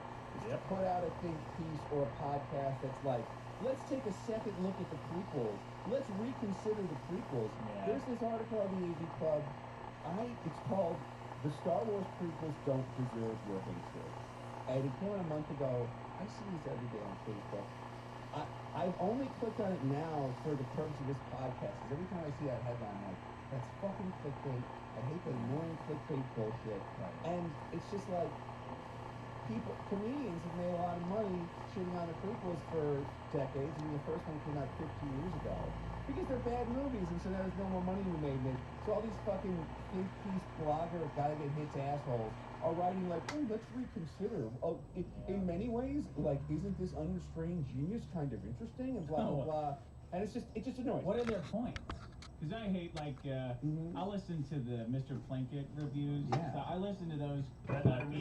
Well, yeah. do you know, have you ever heard his reviews of the prequels? Yeah. They're like an hour and a half long for each movie. And for some reason, they're so satisfying. I'll just listen to them on the replay all day. The first time I saw his reviews, I recommend everyone go check out Red Letter Media's Star Wars reviews of the original 3 movies. I saw that he went in depth reviewing each movie, and each one of these videos like an hour and a half long. And there's no fucking way I'm gonna watch this shit. And then I watched a few minutes, and I ended up watching all 3, and they were so satisfying because he really breaks down everything wrong with that movie. And one of the big things is this, back to the branding thing, is his criticism of the original 3, the prequels, was that George Lucas let the outside world seep into the Star Wars universe. So Darth Vader was originally not a main character, not a very big character in the original 3 movies, and because he became so popular after the movie, George Lucas retroactively made movies about Darth Vader.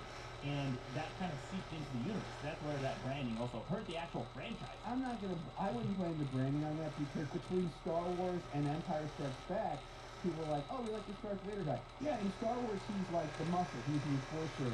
Like in Clinton in the Red Letter Media Reviews, Mike Stacasa calls him like an SS asshole would be for the Nazis. He's the guy that does the dirty business of the Empire. Right. But after Star Wars, people were like, this Darth Vader guy's pretty fucking cool.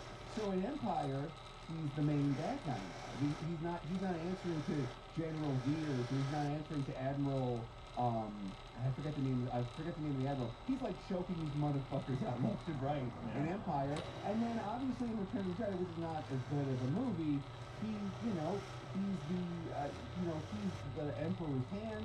When you see Luke's dad, that was obviously thought of afterwards. Oh yeah, he's definitely not Luke's dad in the first movie. Yeah, absolutely not. Right. So it's serious. Right now, everything you're doing is. Are you defending the prequel? No. How does that? No, those How are the does that originals. sound like that at all? Because the criticism of the prequels is that George Lucas let the outside universe of this Darth Vader hysteria seep into the story and made it more about Darth Vader. Well, but the thing is, you could make a compelling story about Anakin Skywalker. He just didn't do that.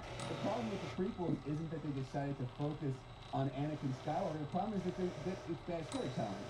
Like, you could do you can do like something Bob Odenkirk says is like, hand me the script of Casablanca and watch me turn this world piece of shit.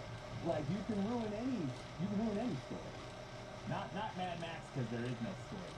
That's why it's the best, man. That was the best. 100 out of 5 stars. I still like that. I'm not gonna argue with you. But yeah. So here's some Community Club. Here's a line. Quote: they're far better, far more fun space operas than their damaged reputation suggests. For that matter, I mean, they are space operas, but it's like soap operas, but in space. Like Star Trek was a space opera. Right. Star Wars, it's considered a space opera. Babylon 5. Babylon 5 is the biggest space opera. Battlestar Galactica. Yeah, exactly, because there's a lot of sex and relationships between people talking. This article also says, for that matter, they're also better written than they're given credit for. It's like, no, they're not. No. These are bad movies. And if you like them, it's because you were 12 when they came out, and you liked being a kid. And so, okay, look, I'm not going to say the Goonies is amazing. I like the Goonies. Yeah. So it's like, just write your fucking blog piece about that blogger. Just go, yeah, I was 11, and I wasn't that judgmental of the media I consumed. And okay, yeah, I guess I like it. I guess I like it a little more than an adult who saw it. I had a friend who was my age still, who kind of liked them, and it really made me lessen my opinion of them. Yeah. Just because he liked the prequels. What was his reasoning? What did he say? I think he just liked lightsabers. I worked with this guy at my old job who is as fanatical as a Star Wars fan gets. You know those guys on TV? I didn't realize this about him at the time, but I was kind of I made an offhanded comment one day about how there are these really fanatical Star Wars fans who have entire rooms of their houses dedicated to the action figures, and they just have like it's just like a storeroom for action figures. And he got really defensive of what's wrong with that. And I thought, well, weird. It's super weird, and also it's like kind of creepy. And then I found out that he was one of these guys, and that he rented this apartment that he didn't live in. It was a separate apartment in a different state that he had just filled with Star Wars action figures. And he had, I think, he had 2 or 3 apartments for their action figures, but he probably housed his real doll in as well when people weren't looking. I don't know. They put Yaddle's face on. Now, Yaddle is the female Yoda, by the way. You're welcome. Thank you, Asterios. No, he had all these action figures, and he had, I think, 2 or 3 of every single one to open and play with, and one to keep forever, and then one to sell or trade. So he had like 3 of every single one, and there's this huge subculture of these people who go around doing this, and he was a huge defender of the prequel. He was a huge prequel apologist. How would he play with them? Like he would open it up to play with them? Would he do that? I mean, he put him up on his desk at work as decoration sometimes. I think I saw him like carrying one around one time, but I don't know. It's kind of weird. But he was back pocket next to a slingshot. No, it was not like that. It was like almost like a fanaticism. And this is where I'm talking about. Like a rosary. I don't know if he worshipped them, but he did carry them around a lot. And but this goes back to last week's problem: the inability to disconfirm. These are people who are such fans of the franchise that they cannot disconfirm their belief that the entire franchise is good and nothing that comes out of it is bad. Yeah, well, because you don't want to believe that it could, that the thing you like could possibly be bad.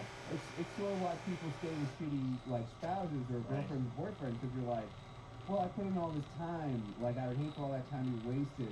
It's the sunk cost fallacy. The sunk cost fallacy, exactly. Yeah. That's why gambler keeps gambling. Yeah. It's like, we'll see. I can kind of relate. I remember being 17 and walking out of Star Wars Episode 1 and going like, I think I was good. Like, I think I liked it. Star Wars 1 with the kid? Yeah, well, just because I was a teenager and it had not occurred to me that Star Wars could be bad. But like that was the farthest thing from my mind. So I kept having a couple of ways where I was like, I guess I like that. I guess I like that scene. You know, it's kind of like when someone's like losing their religion. Like at first, like, well, that's weird. No, but Jesus said this. But that's weird. It's like it's a slow descent into realizing like, oh no, I've been lied to. So when was the moment that you decided there was no George Lucas? Don't tell me that. What was the progression of like as a fan? Because I saw the first one, I was like, this dog, like the first 10 minutes, like, oh, this is horseshit. You're smarter than me. Or, Like, not smarter. I just don't have a fanatic devotion to Star Wars. yeah, I went nuts for it. I mean, I'll tell you honestly, one of the big things that's kind of helped me, because for a while I just ignored the prequels. I was like, I don't like them. I don't know why. Whatever.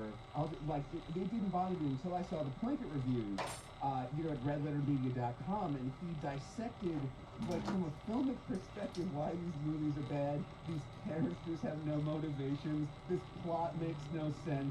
And after that, I was like, I'm super mad. Like, now I get it. It's like he unlocked the mystery of why they were so terrible. He really went in depth. You know, I'll tell you the exact moment that happened for me when I became disillusioned with the franchise is the first time I saw, like, it was the prequel movies.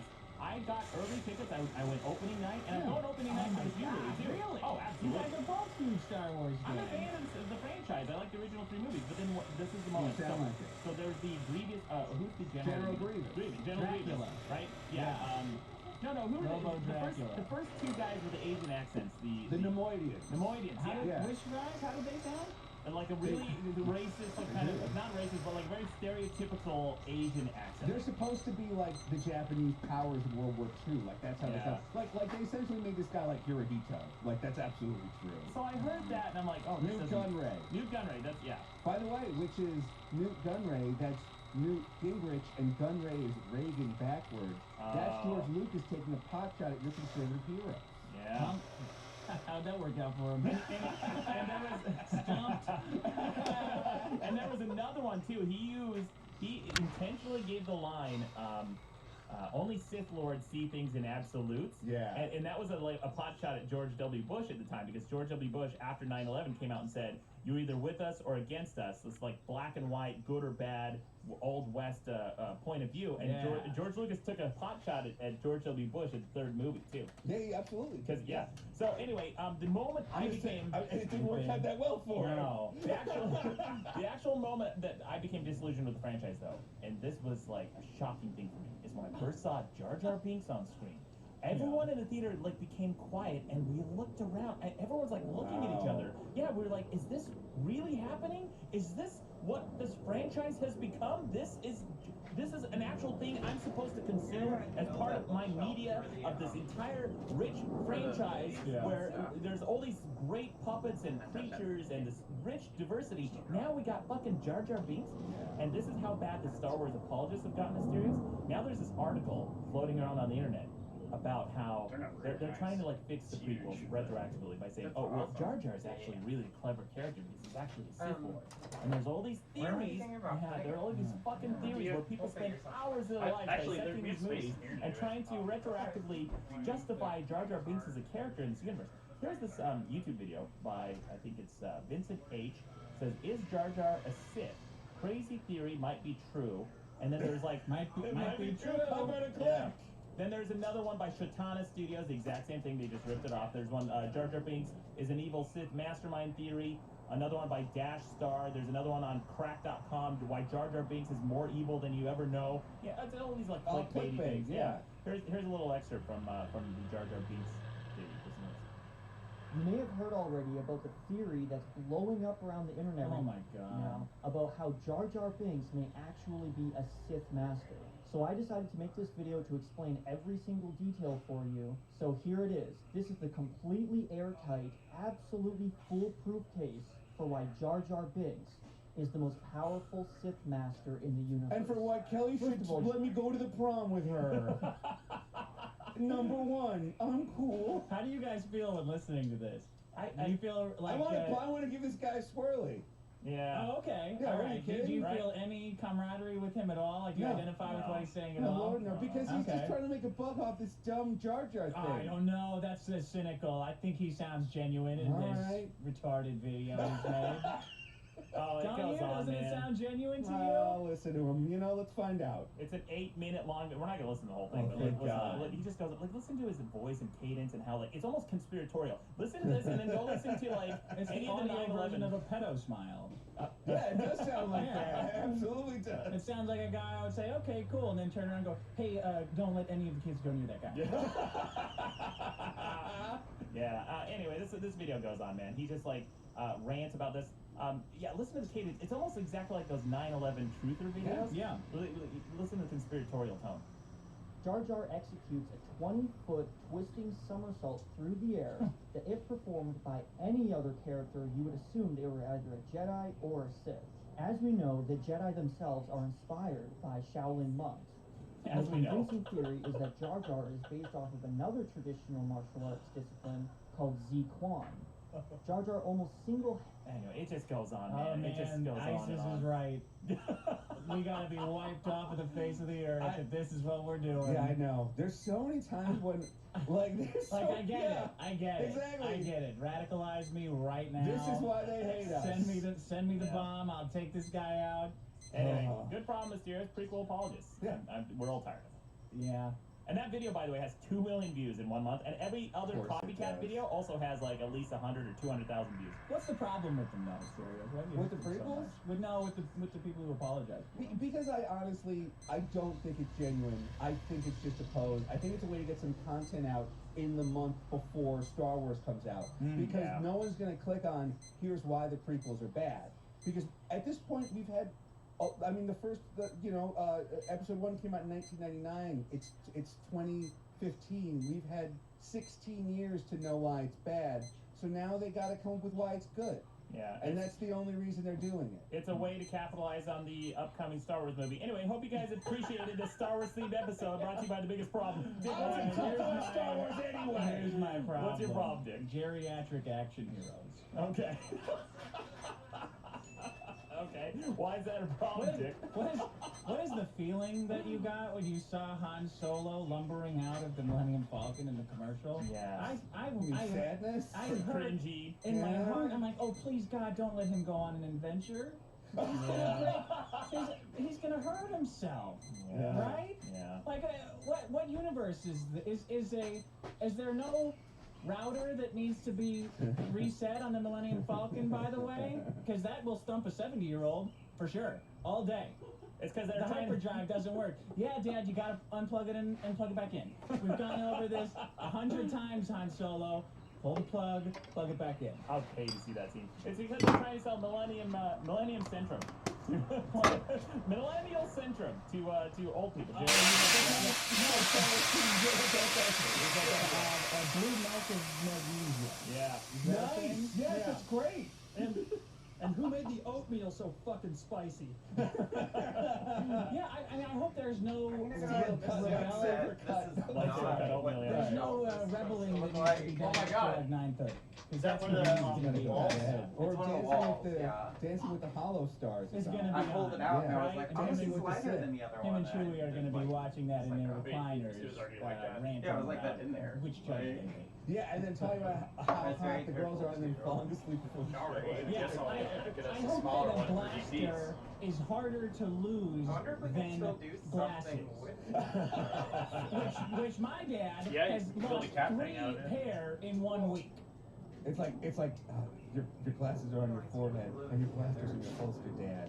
Yeah, we gotta go blow up the Death Star. Where's Han Solo's blaster? I mean, it's fucking lost it again. the box got Why is missed a or something? 73-year-old man on this adventure with us? We gotta give him a blaster chain that we put to his pants. Yeah. So he can't leave his blaster at the hyperspace Denny's. Yeah. Yeah. In the clip, there's a commercial where he goes, "Oh yeah, all the stories are true. It's all true." Yeah, you would have been telling them all day, every day, To everyone. You'd be telling them 10 times a day, 8 days a week, until the sun exploded. Everyone would know these stories. Yeah, or until the Sun Crusher artificially blew up a sun early with hyperspace proton torpedoes. Nerd.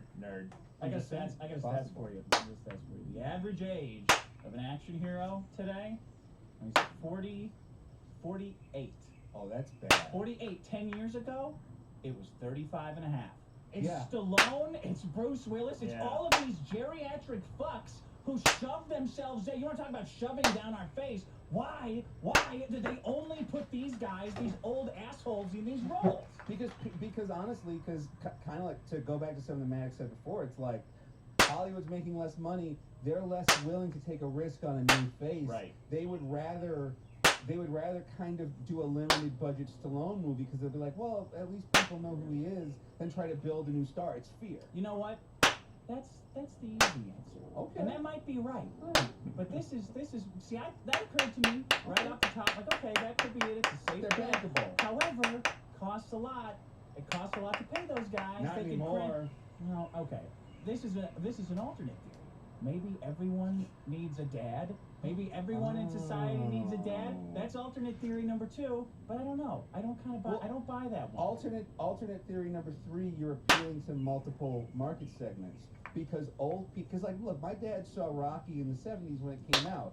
So, like, maybe they think that my dad will go see Creed, and a young kid who's into Michael B. Jordan go see Creed. Like, maybe it's multiple quadrant marketing. It's old people porn. It's baby boomer porn. That's the all result of it. The result of it is like, I can still get my kid hard.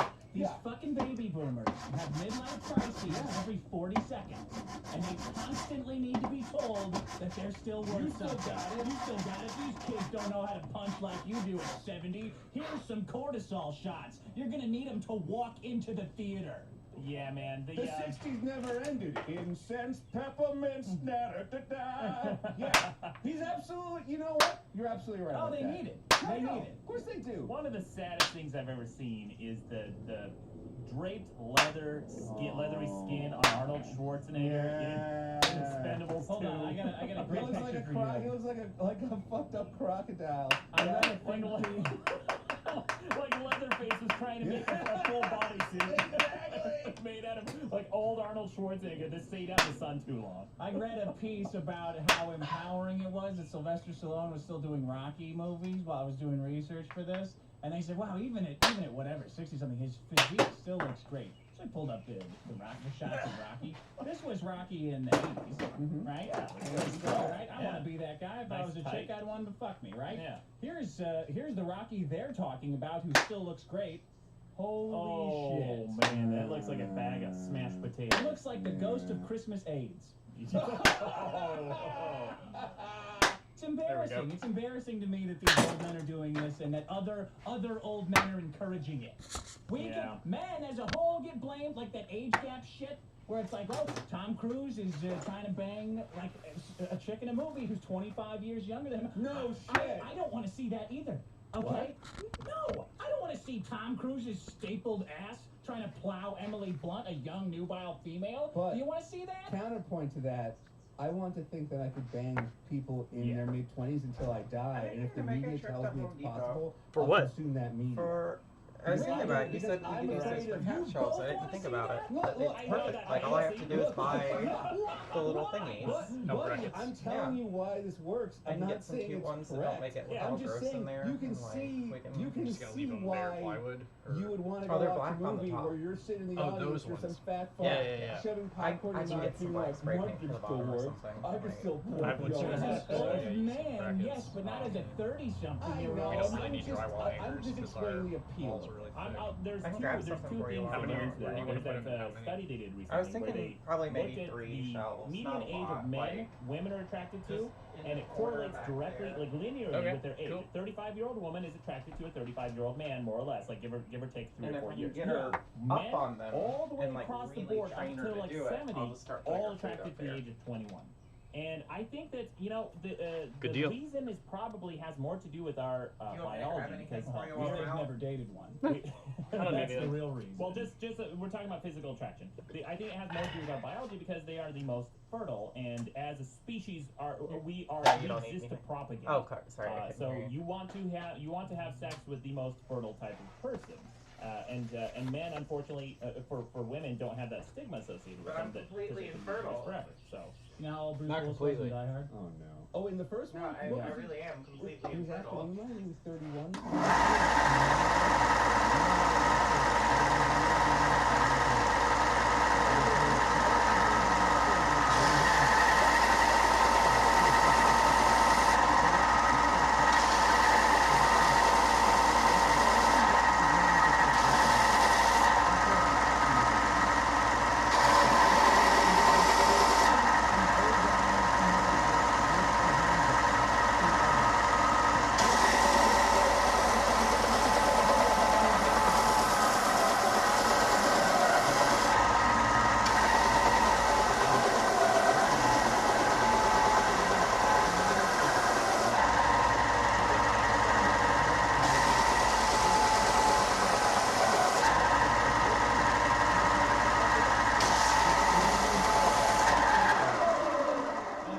Yes, I think he did see Yeah, Spectre. because But isn't that Spectre is... because How old's Daniel Craig?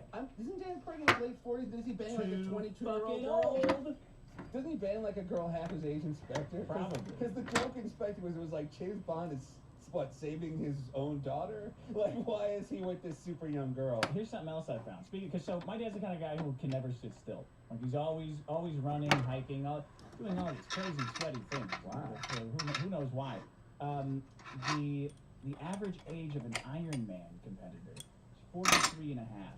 And runners running the London Marathon in their 40s finish a minute faster than runners in their 20s. So these old guys have some kind of like weird fixation on virility. Yeah. That I don't think we have. No. Oh, Because no. they God, had no. some heyday in the 70s Yeah. that they're always trying to relive, and we never had a heyday. I've never been happy one day in my life. Me neither. No. So there's going to be nothing in 30 years. There's going to be nothing to relive. I just want to be in front of a bigger computer 20 years from now. Yeah. That's what I'm hoping for. Let me say this, though, about these Star Wars movies, which, again, I haven't seen. I don't even have my ticket to Star Wars 7 yet. really, I do. And I know you do. If you have an extra, I'll take it. I just shit, didn't want to maybe. have to fight the crowds. I'm like, I'll see it on Sunday. Just because I was burnt by the prequels. I don't want to get myself excited again. Dude, I got D-box seats, and I can I got an extra ticket. I'll buy it off you. All right, cool, we're yeah. going together. Done, All right, excellent. But here's what I'll say. At least in Star They Wars, just executed the most lame high five yeah, I told you. seen in my They're life. nerds. Yeah, I know. Force high-five. Yeah, I'm not gonna pretend I'm not a fucking nerd.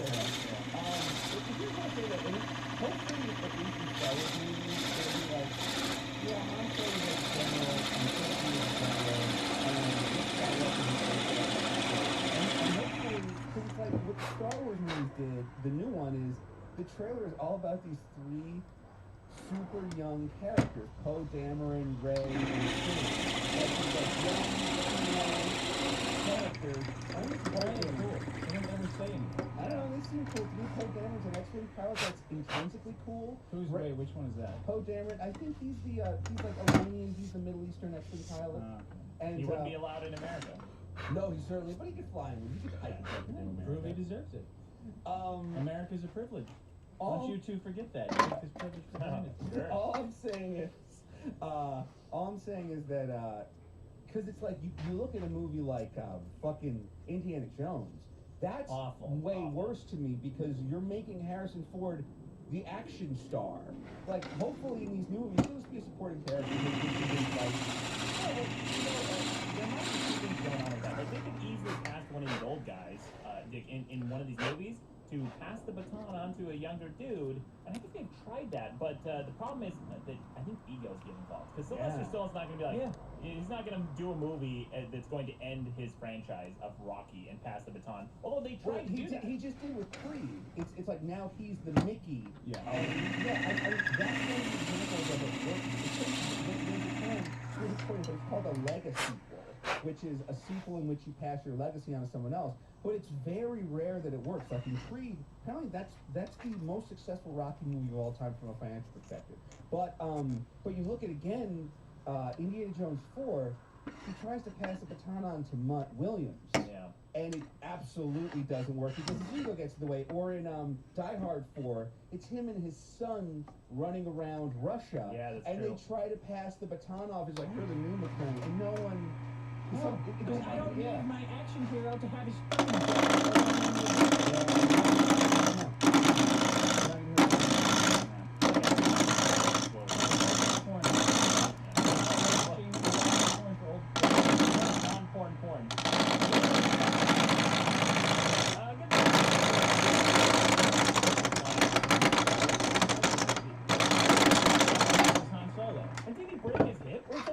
Yeah, he did. Yes, every time I see an old man on a movie, I'm worried. I know he's gonna hurt himself. He hurt himself. He was out for 6. He was out for 6 on the first old men are like they start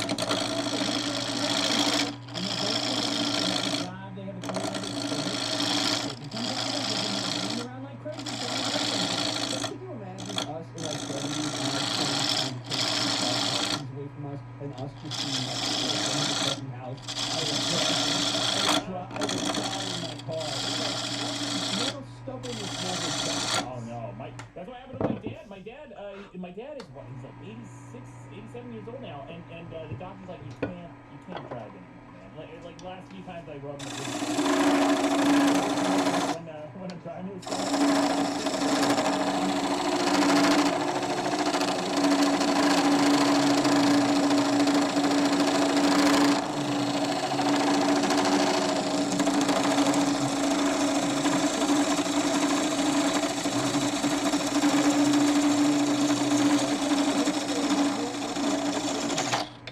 That you're like trying to step on her privilege or something. It's like, just give me the fucking keys, Julie. You're gonna die. Yeah. That's gonna be Han Solo and Boba Fett cruising around the galaxy, running in the clouds. But just imagine with the feelers on the side to knock on the asteroid. Yeah. The little antennas coming out the side of the wheels. Just imagine Han Solo behind the controls of the Falcon going like, pew, pew, and then you look up and yeah, you're doing the Kessel Run. Yeah, in under 12 parsecs. Wow. Yeah, Dad. He's got the crocheted blanket over the back seat. Exactly. The dream catcher hanging from the rearview mirror. His libertarian newsletter. Yeah. All right, Dickie, you got anything else? Anything else, bud? Yeah, thank you, Dick. You can pick up my comics, The Enemy to 27 Mega Man, or The Enemy to 27 Mega Man 2. Go to DevastatorPress.com/Mega Man 2. I'm going to do 12-page comics based on the assholes we released in like 20. So Mega Man has to fight Couch Surfing Man, unnecessarily complex high fives man, vapes at inappropriate times man, unsolicited financial advice man. Well, don't give away the whole book. You know what? You're right. I guess I should stop here, but go to DevastatorPress.com/Mega Man 2. Print copies are finally out for the sequel. They're only $5. Great. That was teased a long time ago, and you could only buy it digitally. Now it's finally available in print. We'll link to it on our website. Thank you. Thanks for coming by, Asterios. Thank you guys for having me. Always a pleasure. Oh, and thanks to Harry's for supporting the show. Yeah, I'm gonna wait for the prequels. God damn it. All right, guys. My problem this week was Star Wars merchandising. Star Wars apologists, prequel apologists. Geriatric action heroes. See you next Tuesday. I got a bunch of Japanese emperors. Do you guys want to pick the best one? Sure. Like 6 people called in claiming to be the Emperor of Japan. Okay. I could stop them whenever you want. Oh, Meadows. Son. This is the Emperor of the Japanese people. I want to say that white people wearing the kimonos is shameful cultural appropriation. Much like claiming you drive like this samurai. You drive like the ignorant asshole and all. And you come out so son. Fuck you, son. Okay, that's pretty good. No, I drive like a samurai. Like, the samurai ethos exists outside of Japanese culture, guys. It's a set of rules. It's a set of conduct, right? The Bushido Code. The Bushido Code, right. I can imagine you doing that at 70. Oh, hello, different matter. This is the Emperor of all Japanese people. This is how I talk. I was listening to your podcast, and I am very disappointed that I have so many pussies getting offended.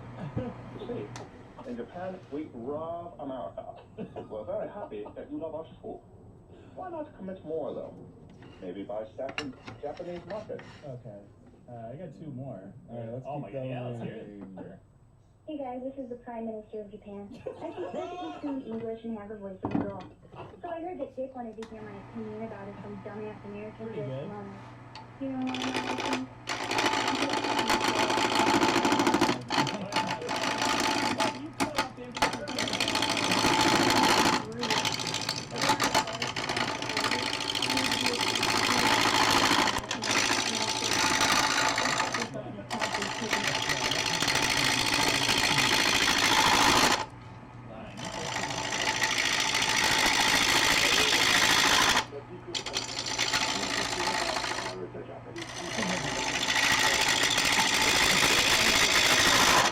Very offended by white Latinos wearing a kimono.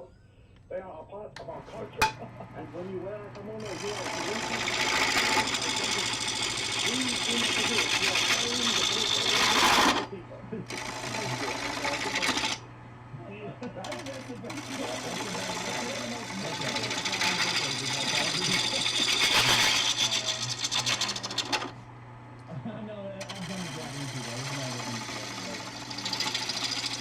Hey, I just wanted to thank you guys for doing the show every week. It's one of the few things in my life that's kind of keeping me going. I've been going through a lot of hard stuff lately. And yeah, I guess that's it. I just wanted to say thank you. And you're hilarious, so please don't stop. Fuck you, Dick. Very touching. Because of that voice, I will say, fuck you, Dick. Very That's touching. obviously a prank call. Yeah. Oh, God.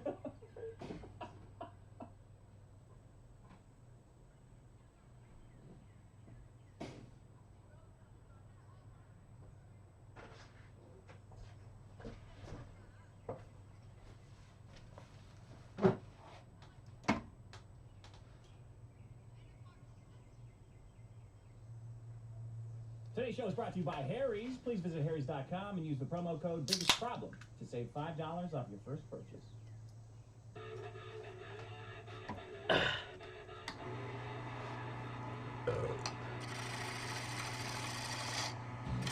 Welcome to the biggest problem in the universe. The show where we discuss every problem in the universe from homophobes to homophobes. This is the only show where you can John, our audio engineer, Thanks for having me. Back in.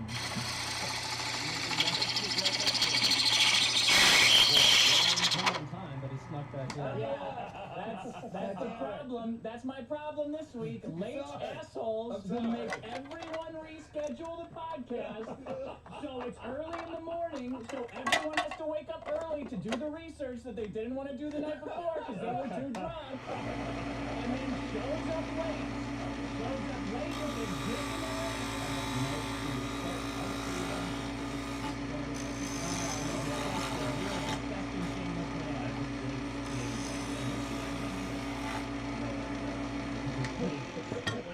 I'm going to tell Randy to chew you out for that. I'm going to say, Randy, Stereos is late. Can you call him and yell at him? Pretend you're Wayne Brady and chew it right into him. Oh, speaking of, I was going to comment about that, but before we get to that, the biggest problem in the universe from last week, Star Wars prequel apologies. That's a big problem. Because they're scumbags. Followed by geriatric action heroes. Those were neck and neck. The votes were they were only 6 or 7 apart this Yeah, morning. neck and wobbly neck. Yeah. So we both won. Yeah, except I had no votes in you. People, let me explain the show.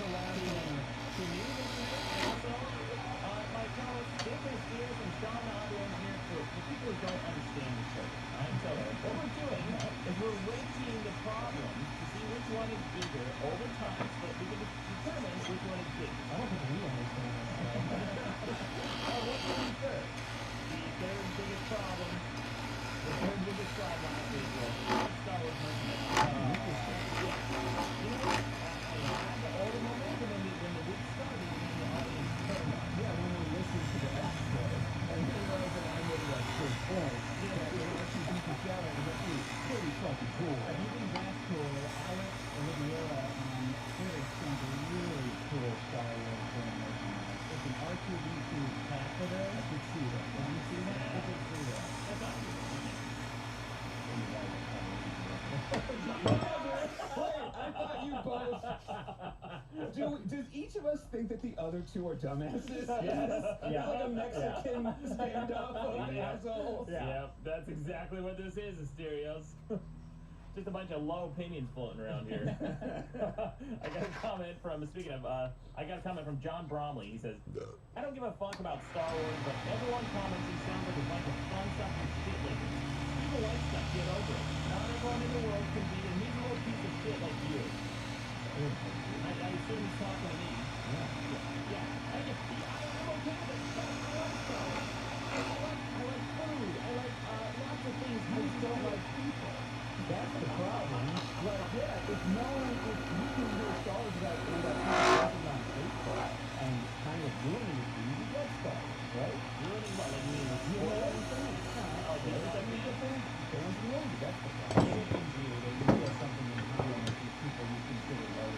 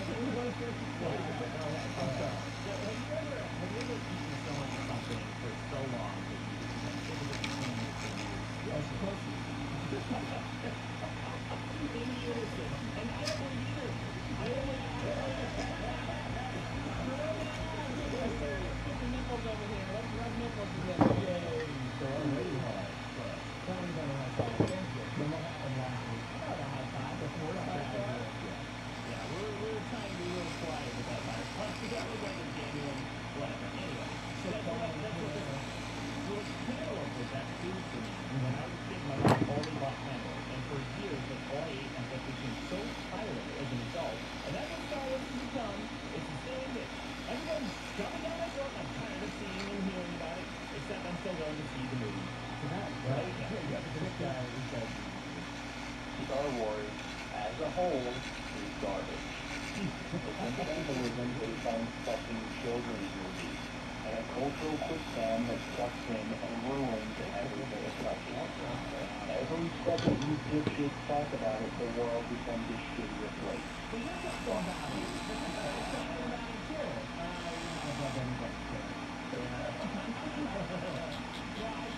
Sometimes you have to break deals and make it honest. Some of the paraphrasing players told me. Oh, yeah, this guy who I'm sure.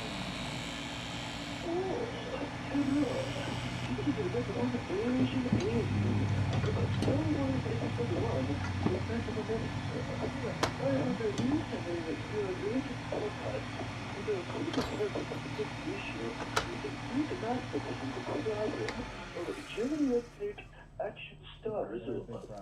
You see, the best parts of the prequels were the fights that Yoda had with Count Dooku and the Emperor. Those scenes were totally awesome, and Christopher Reeve is the best 19-year-old puppy. Also, notable for the quality of the time. From a kid to the you're fucking your head. That was one of the agents that were talking I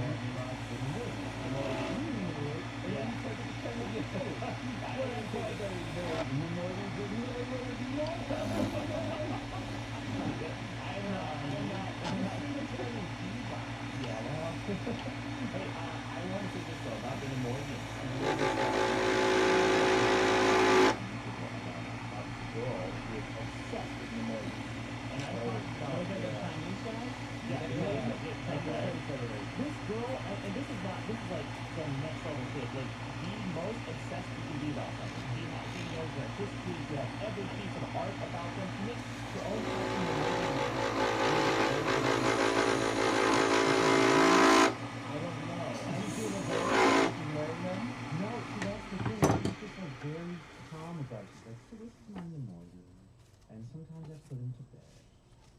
you know, I was told I couldn't bring him to Christmas, but I want to bring him to Christmas. And it's just like these 10-minute long videos. And Yeah. so many. In earnings too. Yeah. They're all in earnings. Real scary. Yeah, you gotta watch this thing. You see that. Have you seen those guys who like know the real guy? That makes sense, because you can trust that. Yeah, there's a couple of different he takes it to the park and, you know, everywhere else. You gotta show her a good time. Air her out. She'll make it worth your while.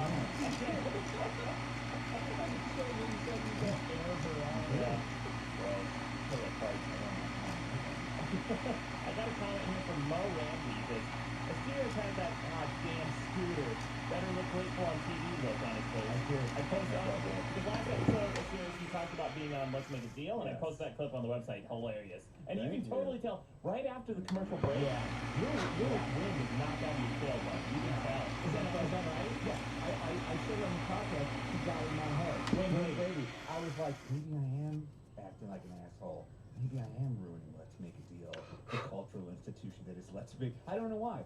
He got me. I felt for it. I was suckered into it. But I'll tell you that. I mean, I can see why, because you do have a tendency to ruin shows. Okay. Like you do. You ruin it. You go a little bit over this show very often. I think you do ruin it a little bit. Well, listen. Let me tell you, for all those people that think I ruin shows, here's the ending to this story, to this Let's Make a Deal thing. He's So I so win the pleased with scooter. himself. Because I want to see now if you listen to this podcast, if it affects you for like the next 5 minutes. So anyway, so I what he win the does. scooter. But at the time, I was like technically homeless. Like I didn't have a place to live. I was crashing on couches. I was looking for an apartment for me and my wife. So I didn't have a place to store the scooter. So I had to sell the scooter back to the dealership for cost. And I ended up getting $10.99 for like $4,000. Yeah. And I got like $1,200 for the scooter when I sold it back. Oh, what? So being on Let's Make a Deal cost me money. Oh, And man. that's the end of that chapter. Oh, that's and you know what? The grand prize for that episode too was that sneaky. $25,000 Greek trip. Yeah, how did they rack up $25,000 for that? I couldn't. Well, see, that's the thing about game shows. You have to pay the taxes on the prizes.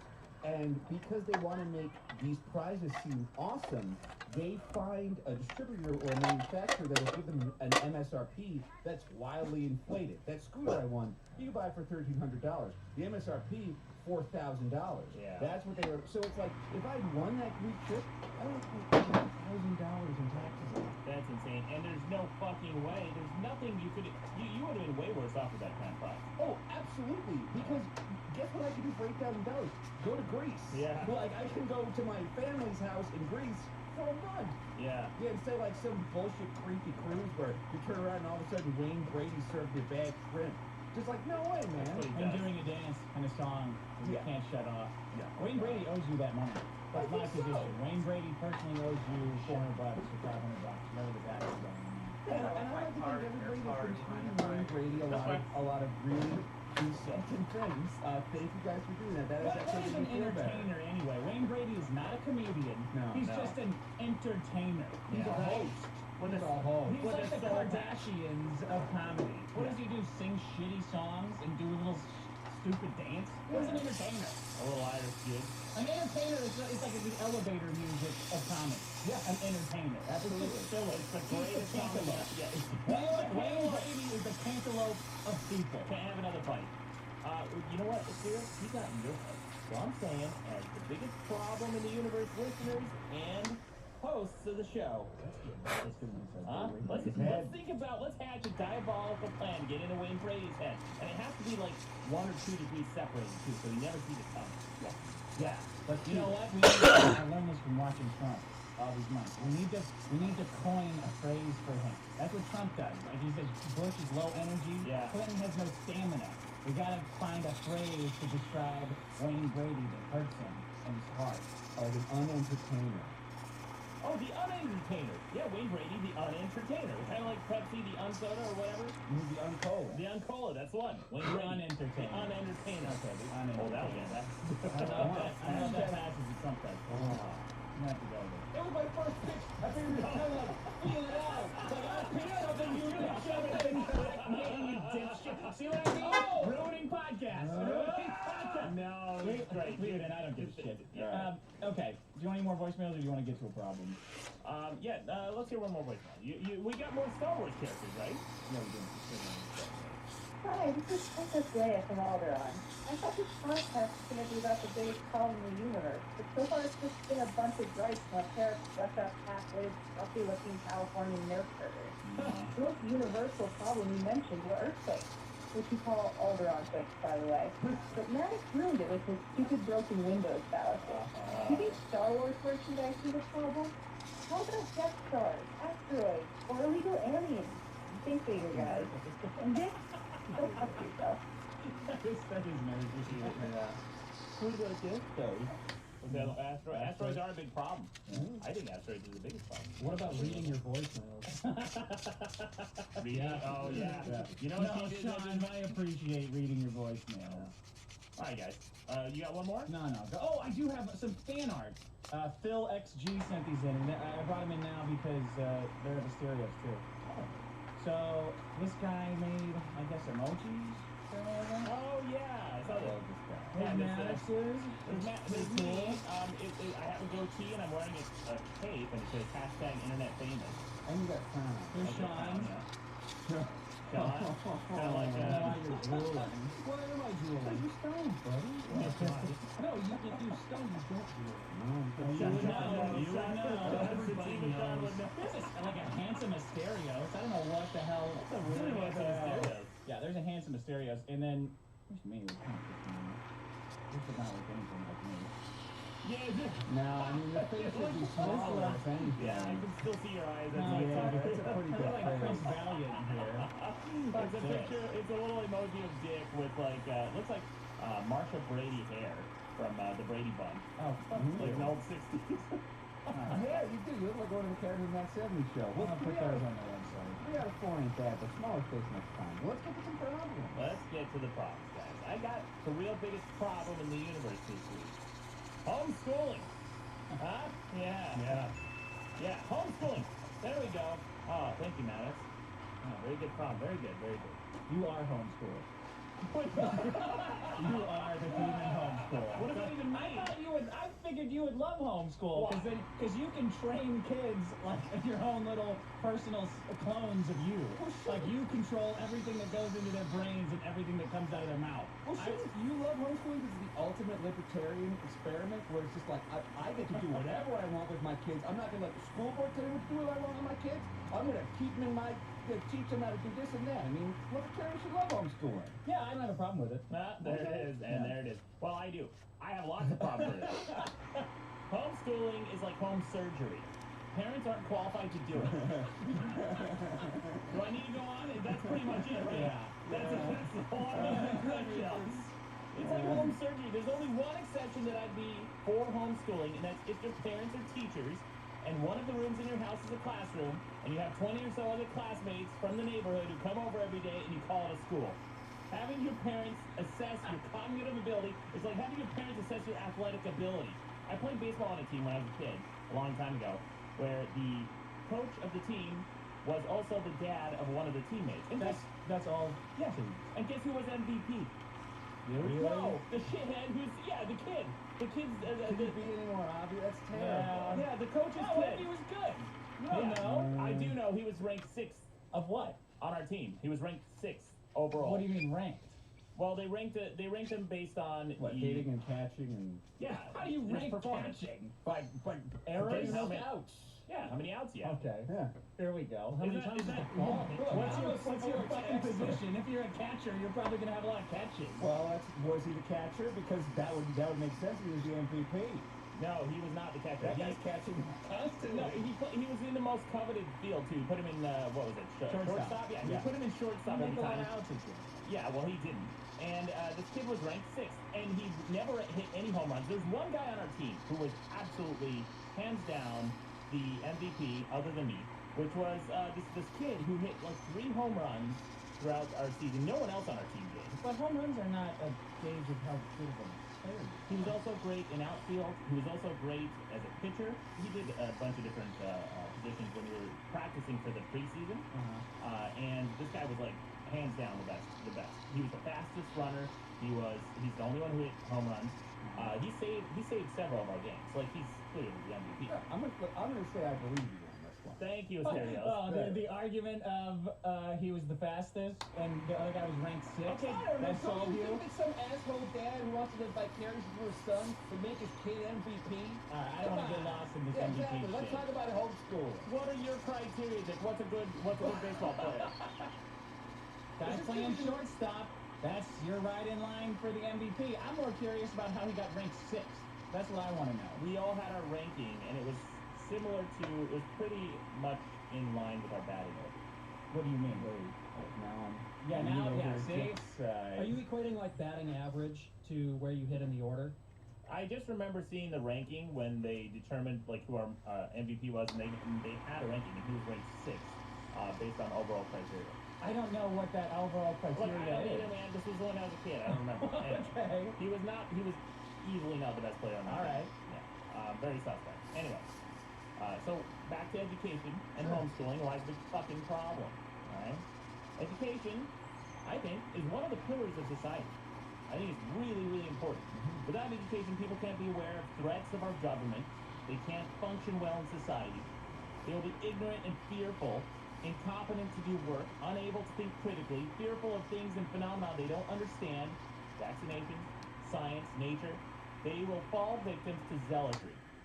I think that I brought in a long time ago anti-intellectualism.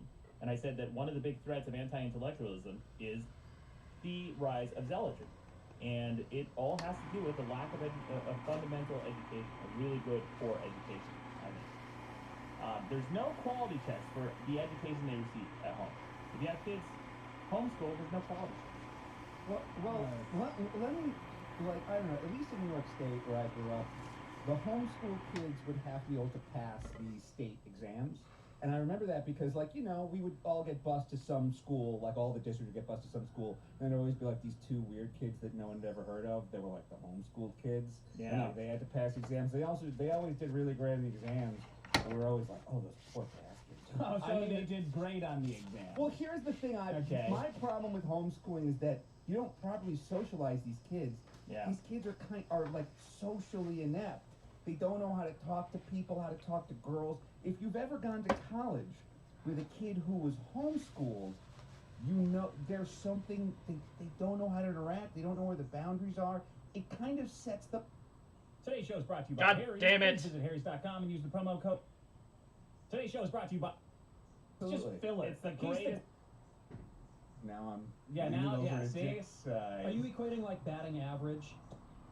Bed. They're telling you what to eat. Like that really fucks you up. That's like some cult leader shit. Yeah, it has to do with the type of person that wants to homeschool their kids. A controlling person. It's very no controlling. boundaries. No? And here's the other thing that you kind of that you kind of take for granted in school is your ability to challenge your teacher and know that their ability to punish you is capped. With a parent, that's not the case. Oh God, you're right. Right? Children who learn at home may not be willing to challenge their parents because they know that the parents have far more authority than teachers do to punish them punitively. Interrupting or challenging a parent may result in the kid being grounded or abused, whereas in school, the type of punishment is limited in scope. You have to go and sit in the office. Okay, that's a different kind of punishment, whereas at home, you might get smacked or abused. Oh God, imagine living with the principal. That's not funny! Why is that funny? It's like, oh my God! You better not interrupt during this math lesson, or I'm gonna molest you. That's the punishment. One more check minus.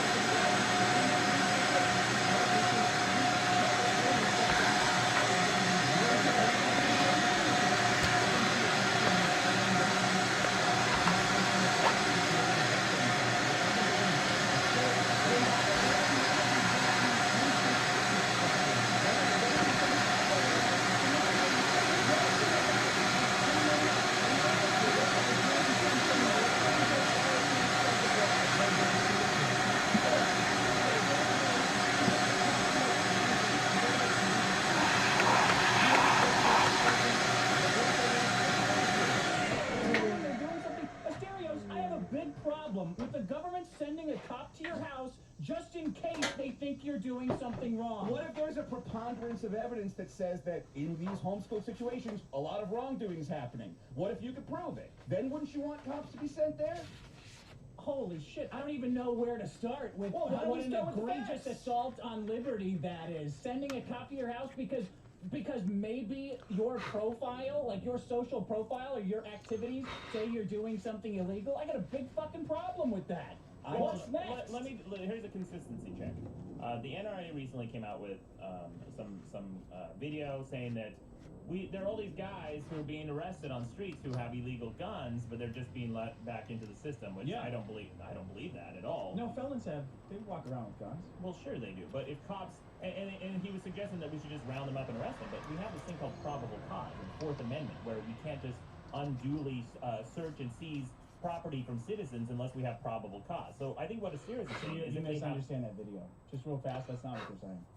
They're saying that when felons are arrested and they're found with guns, they should be locked up for that crime. They're not. They let them go.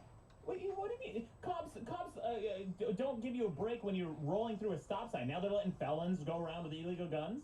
Yeah. No.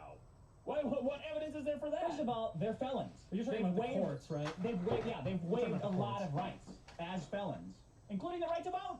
Yeah, okay, but so these felons are just walking around with illegal weapons, and cops pull them over, find the illegal weapons, and say, "All right, on your way." Yeah, already we're at a point where we're comparing felons to parents who want to homeschool their kids. No, that's where we're at.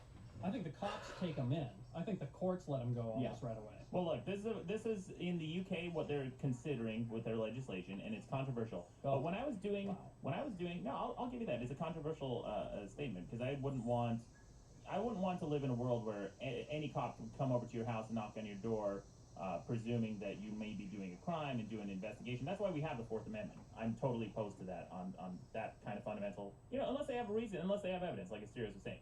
But when I was doing research for this problem, what was really fascinating is the amount of homeschool lobbyists who have completely whitewashed Google. It is really difficult to find any factual information about homeschooling or the effects of it or anything like that. You really have to be precise in your search queries. Otherwise, you're just going to get a whole bunch of shit to homeschool lobbies. And every single one I read, and here's what I know something is bullshit.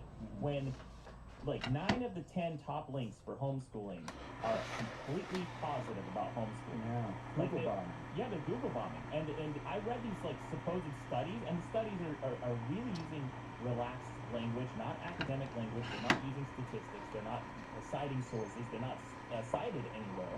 They're not published in any journals.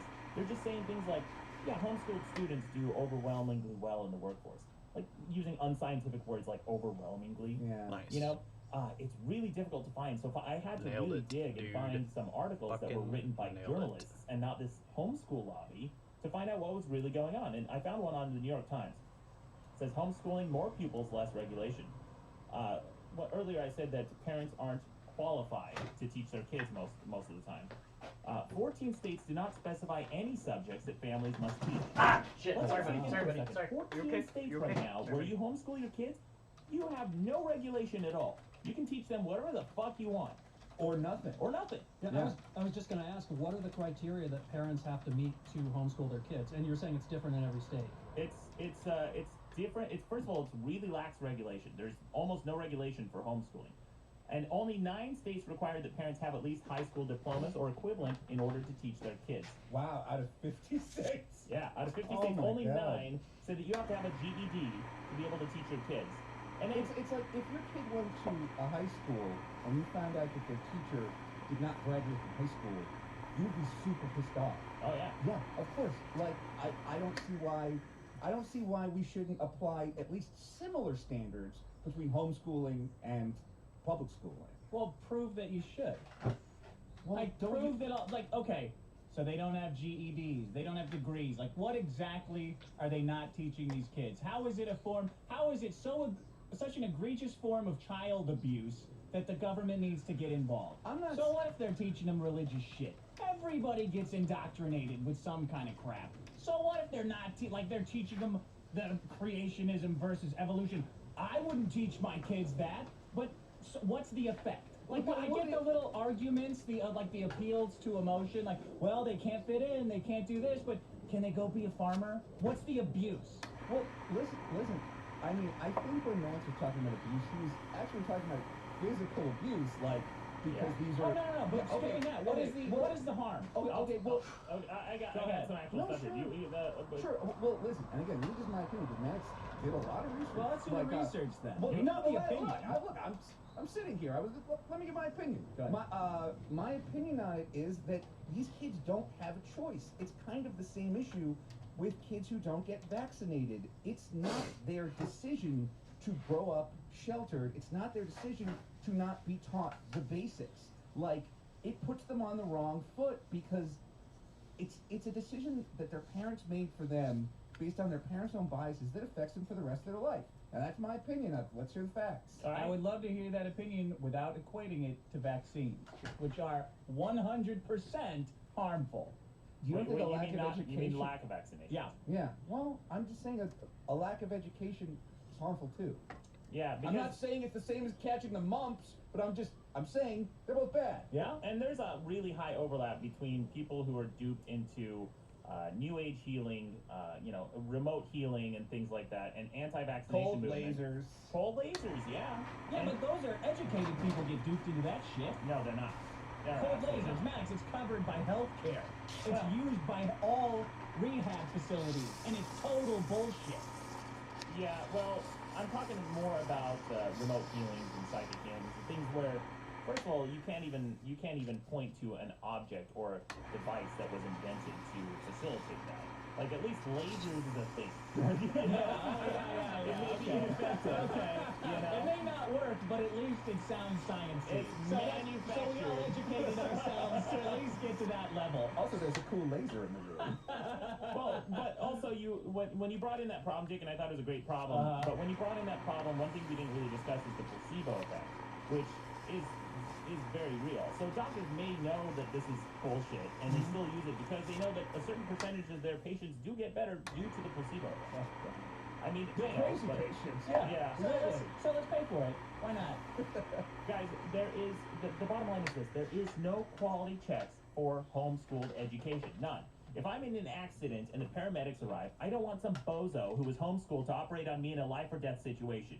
I don't give a flying fuck if their parents think they know what's best for their child, because there's no reason to believe their parents know what's best for anything, let alone themselves.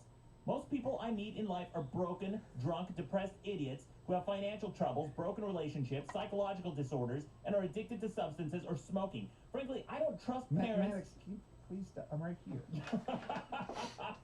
Asterios? Were you not expecting me to be here today when you gave that description? When you wrote that?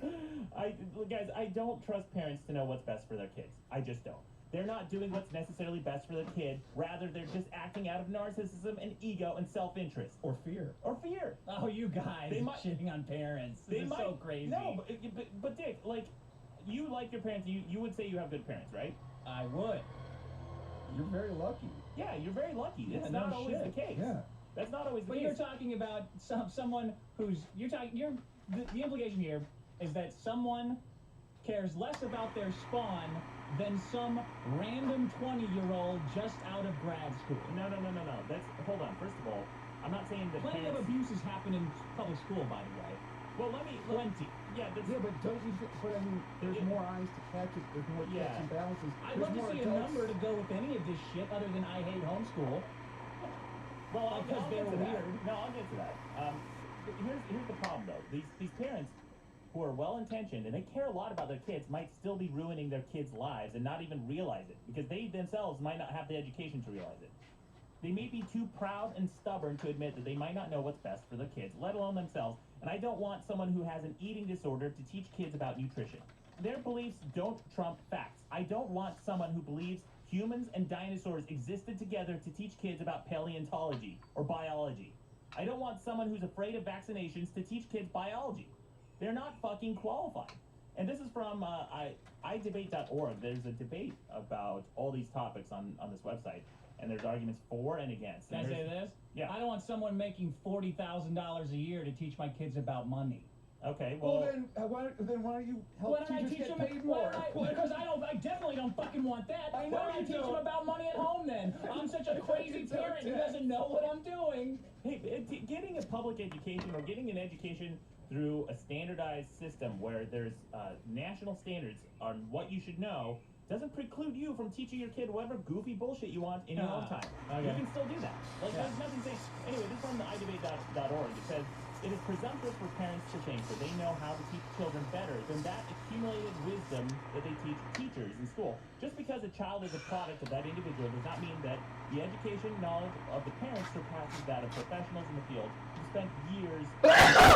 That's what it comes down to. If I want a doctor, if I go to a doctor, I want to make sure he has his entire wall covered in plaques and degrees and papers and things from accredited universities. And there's no guarantee that doctor's going to be good, and there's no guarantee that doctor's not going to make mistakes when it comes to my healthcare.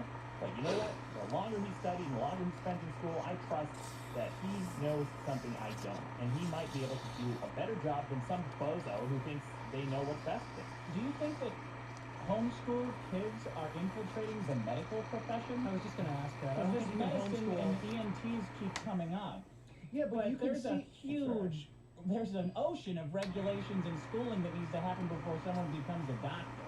Yeah, but why wouldn't you want at least a similar set of regulations for what you could teach your kids? You understand that, like, by saying a completely unregulated school environment should exist, is the same as, I don't see why it's like, I'm sorry. I would just love to hear a number to go with. I would love to hear how homeschooled kids do, because even it's really fun. Look, they're weird. If you want to have a witch hunt, I'll be the first in line to grab a torch. That's all. Okay. Their parents are weird. These kids are victims. So far, the only negative consequence of homeschooling that we've gone over is they're weird and maybe they can't be adjusted to the real world. But for God's sakes, if that's true, there better be a fucking number attached to it. Like, there should be millions of... How much money do homeschooled kids make? How often do they go to college? How often do they go to jail? All of these things should be documented because we know that they didn't go to school. Well, don't you think Maddox looked for this information? I did. He's already stated that, like, this stuff is really whitewashed on Google. There's a reason a lot of this research isn't done. So this is a cover-up? No, it's the same reason that... Listen, I don't want to get off on a rant here, but you know how our government isn't allowed to judge the health effects of guns? What? The CDC is precluded by Congress from measuring the health effects of firearms because the firearms lobby has forbidden them from doing that research. What do you mean the health effects? The deaths and... Listen, I'm sorry, but I'm not an expert. I'm just trying to give you some They anecdotal... definitely measure that. Well, let me give you another bit of anecdotal evidence then. Let's ignore that gun because I don't want to get down a gun hole. But let's during the Bush administration, the second Bush administration, he heavily restricted research into global warming. He said, like, there are some areas that the government is not allowed to study anymore. Medical marijuana, like, the government was not allowed to study the positive effects of medical marijuana until last Saturday. When Congress finally lifted that restriction. Well, but it's serious. I'm sorry. Let me just wrap this up. Point. So, what I'm trying to say is, if there's not a lot of research on the positive and negative effects of homeschooling, Maddox, you don't think this guy's trying to do all the research he can? He brings in sheets and sheets of paper. If this information isn't out there, maybe there's a reason for it. Maybe homeschool teachers kind of don't want this stuff studied. Maybe they don't want Big Brother looking over them. Maybe it's sort of like maybe because a lot of these homeschool teachers have like a very religious bent, there's not a lot of incentive for the government to go out and study the effects of homeschool kids versus public school kids. Maybe it's kind of a thing where we all just kind of want to ignore it because looking into it is trouble. Because even in this conversation, we're talking about stepping on a parent's rights. We're talking about libertarian ideals. We're talking about interfering with the way a parent raises their kid. This is already a tricky area. Maybe politically, there's not a lot of incentive to looking into the positives and negatives of homeschooling. It's easier just to talk about potholes, or stopping the Muslims from coming in, or any other kind of bullshit that you can get elected on. Like, what are the benefits of talking about homeschooling if you're an elected official? If you're an elected official, well, holy shit, I would think teachers at the minimum should be bringing this up. Hey, we're doing a good job because of this. Look at the scores of our kids. Look at the lives of our kids versus the kids that are schooled at home. Colleges, every goddamn day, a college comes out with another study of how much more money you make by going to college. Well, the teachers do speak out against this, but to your point, Asirius, as to why we don't have this much information about it, is because it is so unregulated. And how do you measure something that is unmeasurable? Like people who homeschool aren't reporting statistics. It's kind of like trying to take a census of the number of people who aren't reporting to the census. You don't know because they're not in a system. Like they're completely out of the loop. So if you have kids who are homeschooled, you just take them out of the system, and then that's it. They never hear from them again. They never have these assessments. And some states, as you heard, have requirements that you have to have a basic GED. They have to pass the GED, essentially. But if you do that, you're not getting into Stanford. Your parents can assess whether or not you've determined. Here, I got this right here. This is from New York Times. It says Pennsylvania educators fought the recent changes, which eliminated the requirements that families submit their children's portfolios, as well as the results of standardized testing in 3rd, 5th, and 8th grade to school district superintendents. They fought that. The new law also allows parents to certify that their children have completed high school graduation requirements and to issue homegrown diplomas without any outside endorsement. So your parents can arbitrarily decide when you have earned a diploma, and then what are higher education institutions supposed to do? Who cares? You can still be a mechanic without going to college. There's a shitload of jobs that are very necessary and well-paying that you can do without going to college. This isn't blue collar versus white collar. Like, I don't think any of us are trying to engage in a class debate. Like, you know, my dad was a house painter. Maddox's dad works with his hands too. It's like I don't think anybody's making fun of working class people in this conversation, but like, to have absolutely no standards, to essentially be able to write down on a napkin you graduated and hand it to your kid and say, like, that's your diploma. Like, the fact that these parents are fighting for the ability to do that. To limit their child's future opportunity to go to school. If I'm going to grow up, I want my parents and to limit their own accountability, by the way, as teachers. You know, it's like, what are they trying to do here? Why do they want this law passed? Well, this is they're trying to hide their own shit teaching. I'll just end on this. I'm sorry, I don't really too long. I just want to end on this. One homeschooled child, this is from the New York Times, was given a workbook bought at Sam's Club by his mother. Then she asked her child a few questions about birds, and after 10 minutes, Miss Wiles declared that he was losing focus. So she decided to give him a break and sent him upstairs to play Minecraft for a while. And she said, his brain is so unique, Miss Wiles said. That's one of the great things about homeschooling. We work all year round, but I can tell them to go burn off some energy and play Minecraft. Well, now I like homeschooling. You want to go to sit at school for 8 hours instead of playing Minecraft and doing a workbook from Sam's Club? Sam's Club. He gets a diploma written in crayon with a banana sticker. Why not? Then he can go get hired at McDonald's and have a perfectly fulfilling life working his way up into management. Sure. Sounds great. What's the big deal? Someone's got to do it. It's better than being $100,000 in debt, going to Stanford and studying basket weaving or feminist studies. Then that's fucking that's child abuse. You want to send your kids to school? Send your kid to school 8 hours a fucking day doing nothing but letting some 23-year-old lecturing them about how they're the bad guy? Then they get their tuition paid to go to Stanford and they study feminist studies, and then what? That's child abuse. Where's the statistics on this basket weaving and feminist studies? I want to hear numbers. It exists. Oh, where is it? Because if you don't have the statistic right now, your entire opinion is valid. That's child abuse, motherfucker. That's child abuse. Letting your kid get a liberal arts degree and encouraging them is child abuse. And there's, by the way, there's not a small chance of that happening if they go to school. Political science, communications, these are all real degrees that thousands, hundreds of thousands of young people get every year that limit their opportunities because they're a fucking joke. Thank God for homeschooling to save us from the dirge of political studies majors. Oh, God bless you, homeschoolers. You start more lesbian basket weaving classes. Those lesbian baskets, by the way, are fantastic. They carry over everything you need to move in with your lesbian girlfriend after the first date. What are you going to do then, Maddox? When an EMT drives up and instead of being homeschooled, they've got a feminist studies degree. Yeah. They're gonna knock you out in the ambulance and cut your dick right off. Yeah, That's a way bigger problem than homeschooling. They're not going to drive up in an EMT because they're going to look at their resume and their credentials and their GPA and be like, oh, this guy's a bozo. Ow. Where is Also, this? if they're the home and driver, they're probably going to crash that EMT into, like, the side of a building or into, like, you know, a pretty-looking man. Like, they're like, ooh, pretty, boom. Well, look, homeschooling, public schooling, whatever kind of schooling you got, you need to shave. You need to look your best. You need to look your shave. best, especially if you have a high school diploma that's written in crayon. That's why today's episode is brought to you by Harry's. Please visit Harry's.com and use the promo code Biggest Problem to save $5 off your first purchase. Guys, Harry's is a superior shave than any other razor in the universe.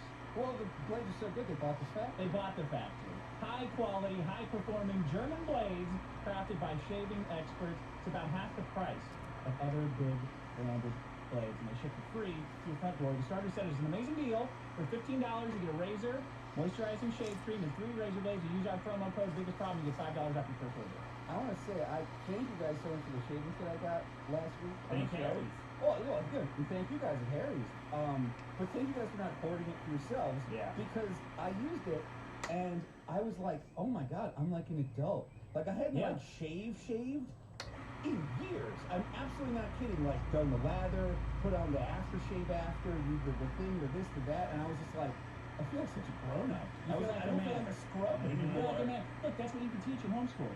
You have a whole period how to be a man. You got to shave. Yeah, here's how to tie a tie. I got it in college. I still didn't know how to tie a tie. I had to go on YouTube. You click it on. What are you talking about? Yeah, there you go. Harry's is less than 2 years old and is already disrupting the shave industry, offering a better shave experience and a better value than the giants, who I will not name. But they are running scared. I see Twitter ads all the time from the brands that you'd expect to see in the shaving space, the people that you see down at CVS, and all they're doing is attacking Harry's because they're scared. Satisfaction guaranteed? Satisfaction guaranteed. If you don't like the product, they'll make it right. Good luck. Yeah, I don't know what that means. I don't know. I made a really big they'll take care of you. Yeah, go to Harry's.com, use promo code Biggest Problem, save $5. No, I will say this though about Harry's. They are very responsive to their customers and tweets on Twitter. So if you guys like the product and tweet it at them, they'll tweet back. They'll like they'll favorite your tweet. There you go. That's something. That's something. Validation from a big company. Unlike Wayne Brady, he's not responding to any of the tweets the fans have said to him, calling him bitch made or a wet bitch. I didn't. There was a term. Someone called Wayne Brady a moist bitch, and I was like, I've never. He is a moist bitch. Now it makes sense, but I've never heard that insult before, and I was like, this is delightful. What a great day. I don't know, but I love it. Dick, what's a moist bitch? Oh man, I don't want to do it during this ad. Okay. I'll tell you. You're not a moist bitch. You go to Harry's.com, use promo code Biggest. You want to go? Biggest Problem. I'm such an asshole. I'll go next. Yeah. Biggest Problem. All right. So with homeschooling, we're talking about potentially, we may agree or disagree, but our argument is we don't want a pervasive environment where there's constantly an authority figure looking over these kids. Sort of like Santa Claus. You know, like Santa. Your problem? Yeah. Well, my problem today is the elf on the shelf. Elf on a Shelf? A series that's a delightful toy that keeps children in line. Keeps children in line. That's the problem. For the longest time, I didn't know what the elf on the shelf was. It came out in 2005. I still don't know what it is. I'm going to explain to you. I just found out recently. Yeah, I'm going to explain to you what it is. Oh, by the way, when the elf on the shelf came out, the book was called The Elf on the Shelf, A Christmas Tradition. So I was like, okay, I'm just dumb for not knowing what this tradition is. And then I look it up, and it's like, no, it's not. Some asshole just invented it. No. I know that's not true because I know somebody who had it when they were a kid. Oh, really? Yeah. Okay. But was the book that came out when they were a kid also called that the Christmas Tradition? Because like Santa Claus was just manufactured by Coca-Cola. I mean, there's that. Yeah. So the modern red jolly Santa Claus was manufactured by Coca-Cola to sell Coke. It wasn't a real guy? It was a real guy. But are you saying that Santa is not real on this podcast? I should put a spoiler alert. We're just saying he's not the modern Santa Claus. What was the original? The original Santa Claus was, I believe, he was a monk, or no, he was a priest in Austria or Germany, and he would leave candy in the shoes of children who left their shoes outside, and he kind of did it secretly. And his name was Christopher. Yeah, something like that. Christoph Klaus or something like that. And then Coca-Cola took that old story and then spun it into this mythology of Santa Claus and made this big red jolly man. And the sleigh and the reindeer and shit? That all kind of, Coke made that up? Coke created the modern Santa Claus, yeah. Oh, isn't Santa delicious? Just like the delicious Coke? Yeah. Don't you love Coke? Don't you love a piping hot cup of Coke at Christmas sitting in front of the fireplace? Well, look, according to Wikipedia, which, again, is wrong a lot, the elf on the shelf was written in 2004 and was first released in 2005. You know, I don't know if it's based on something. I'm just telling you something. Here's what the Elf on the Shelf is. Regardless of when it came out, what you do is you tell your kids, hey, I got this little toy elf here. It's like a little stuffed elf. And you're like, this is one of Santa's scout elves. This elf reports back everything you do. He's a sleeper cell for Santa. He's like the NSA for Santa. Yeah. And you're like, I'm going to put this elf up on a shelf in your room. And anytime you do something naughty, this scout elf is going to tell Santa Claus. And by the way, if you touch or move this elf, you break the seal of Christmas magic around this elf. And so if you're not good, the elf's going to tell Santa, and you're going to get terrible presents. Isn't that fucking awful? Do you know how shitty the parents have to be to let an inanimate object control their kids? Yeah, incredibly shitty. A bunch of homeschoolers. That's what Like, hey, teach them whatever you want. Hey, I'm supposed to stay in line, otherwise this magical elf is gonna terrorize my life. To Santa. And then this poor kid. Imagine a kid's intellect, like being like ancient Aztecs or Incans, who were afraid of eclipses and didn't know why weather patterns occurred. They were just afraid, like superstitious. You're essentially raising a child to be superstitious of everything, and if the child dares touch that thing, the child might die. So the child might not experiment with that. Yeah, or the elf might die. Your leaps that you make about parenting are gigantic. What? That could happen. I know, but the idea. Are you saying it couldn't happen, Dick? Yeah. What else is driving off on the show? Well, I don't like. My sister's doing Elf on the Shelf. Yeah, she sent me a text asking if I would buy the Elf on the Shelf thing on Etsy. Okay. As soon as you go to Etsy.com, you go to Elf on the Shelf, Oh, put in your send me a address. link. What the fuck are you talking about? That's half of the thing. No, hey, she's on another level. She's always texting. She's always texting everyone to see what they will do for her by sending them like links. So we buy this for me. I don't have time to do it right now. Can you just buy it for me? I'm driving. I only have time to find the link, text it to you, tell you what to buy and where to send it. That's all I have time for. Well, look, my problem with Elf stuff is simply this. If I were a little kid, he was jerking off a lot, and I got this elf watching over my shoulder, every time I tried to jerk off, I'd feel like I'm not going to get pregnant. But of course I want to jerk off. I'm a little kid. So I'm jerking and jerking and jerking.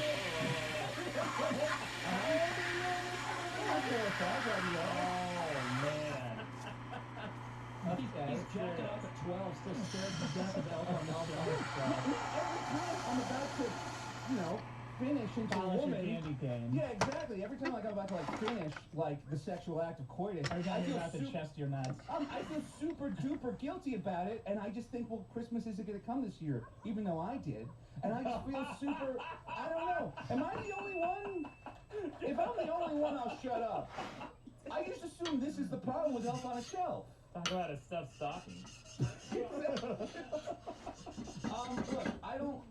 I don't like that parents are trying to trick their kids into behaving by threatening them. It's just like, boy, being kids fucking hard. Have you ever raised a kid? All the time. Another one of these, so I call them behavior modification dolls.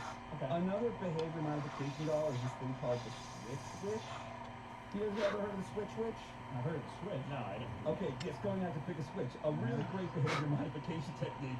But the Switch Witch, alright, so your kids go out for Halloween. They get all this fucking candy. They come home with this big bag of candy. And then you tell the kids, alright, take one or two pieces of your favorite candy, and then we're gonna put the Switch Witch out with the candy bag overnight. And the kids are like, okay, I'll do a single Snickers bar.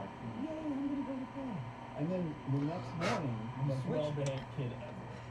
this is the fantasy you're selling when you sell the Switch Witch. The next morning, all your candy is gone because the Switch Witch has taken it and has replaced it with healthy foods like apples. Yeah.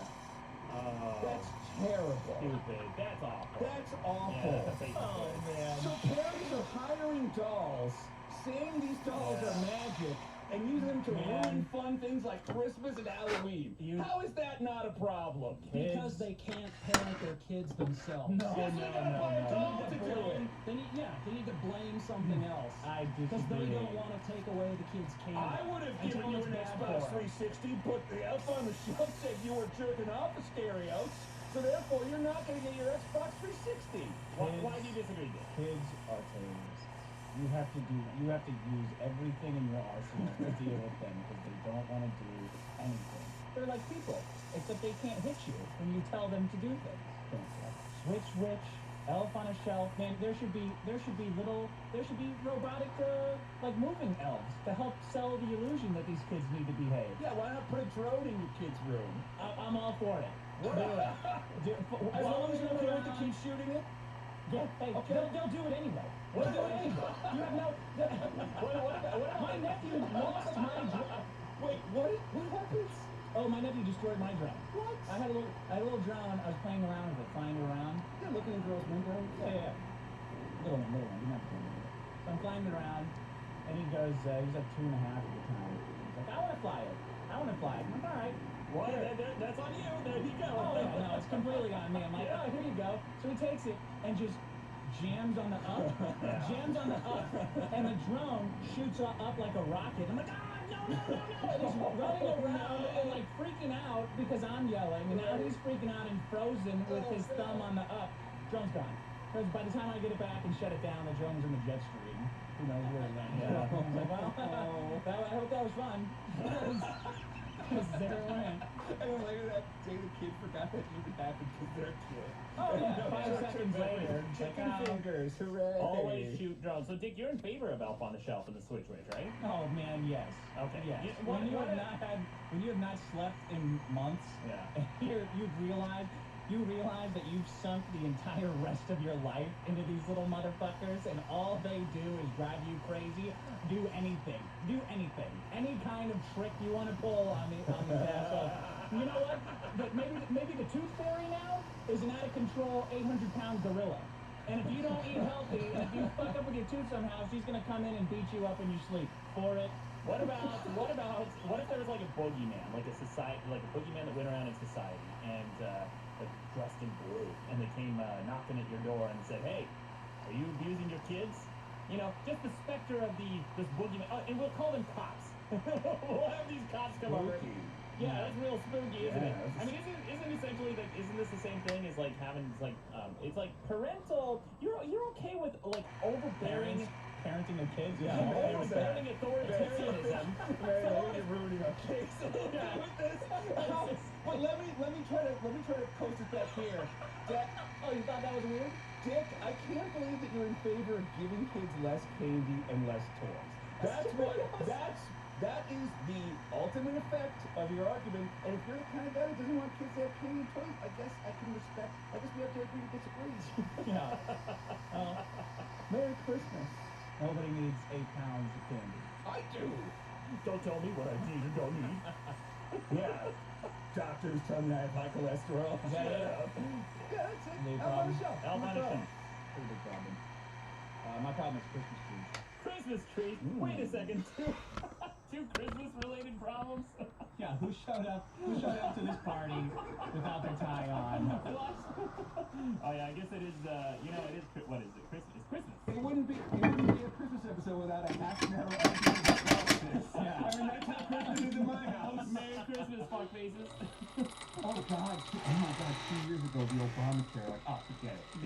So, but I don't even like Christmas trees because I like Christmas trees. I don't even I like Christmas trees too, but liking them distracts me from the huge problem of them. I like them. They're a testament to man's superiority over nature. Yeah. Right? That's cool. You go out, you dominate Mother Nature, you just chop it down at work, then you take it home and you dress it up. Yeah. To add insult to injury. Sure. Right? I like the way they smell. Okay? But there's no fucking thing. The dog pisses on them, you gotta water them all the time, they dry out. I got a Christmas tree in my apartment, right? Many stories of old buildings. When that thing, after Christmas, I have no idea how I'm gonna get rid of it. I'm just gonna have to throw it out the window. Yeah, that's what you do. You simply have no choice. I have no choice. I had to do that with a mattress before. When I had mattress out the window? Yeah. You didn't get a couple of your friends to come over? Hey, let's do this, No, I don't do that. I don't like roping friends into manual labor. Okay. I don't know what I'm gonna do with the tree. How do you carry out a dead dried up Christmas tree. You put a big bag over it. A bag? Where am I going to get this big gigantic bag? Well, what if you lit it on fire? I mean, wouldn't that get rid of it? What if you burnt it up? That's true. Yeah. I'll call the fire department preemptively. Guys, I got a Christmas tree last year, the first real Christmas tree I ever bought. And I wasn't planning on buying one because they're very expensive. And that's another problem. Yeah, they're very expensive. I was walking down the street and I saw this Christmas tree. There's a perfectly good Christmas tree thrown out next to a dumpster. So I walked over and picked it up. Kelly Brown. The balls. It was just shut up. People make fun of you. You probably couldn't kick a football. I can kick, buddy. That's the one I'm good for. You want to make a bet number 2? Yeah, a bet. You know we're going to show up for you. Yeah. Anyway, I brought home this Christmas tree and it was swell. You were wearing the same t-shirt? I'm sorry. Yeah? Please you got me on that one. So you picked up a discarded tree?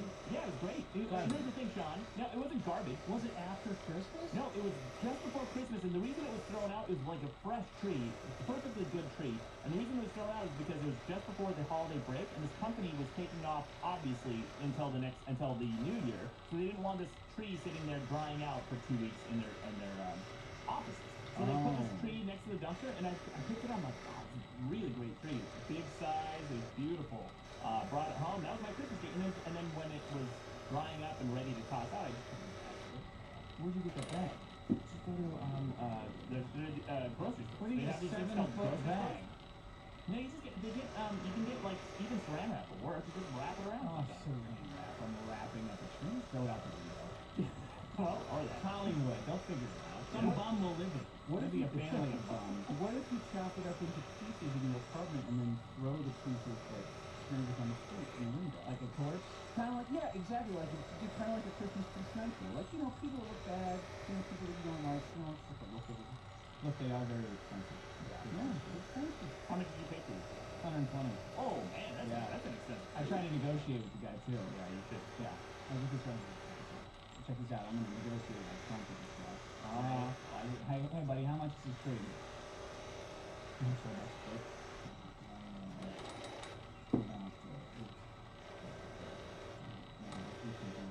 The poor Christmas tree farmers, they lost money on this deal, you guys.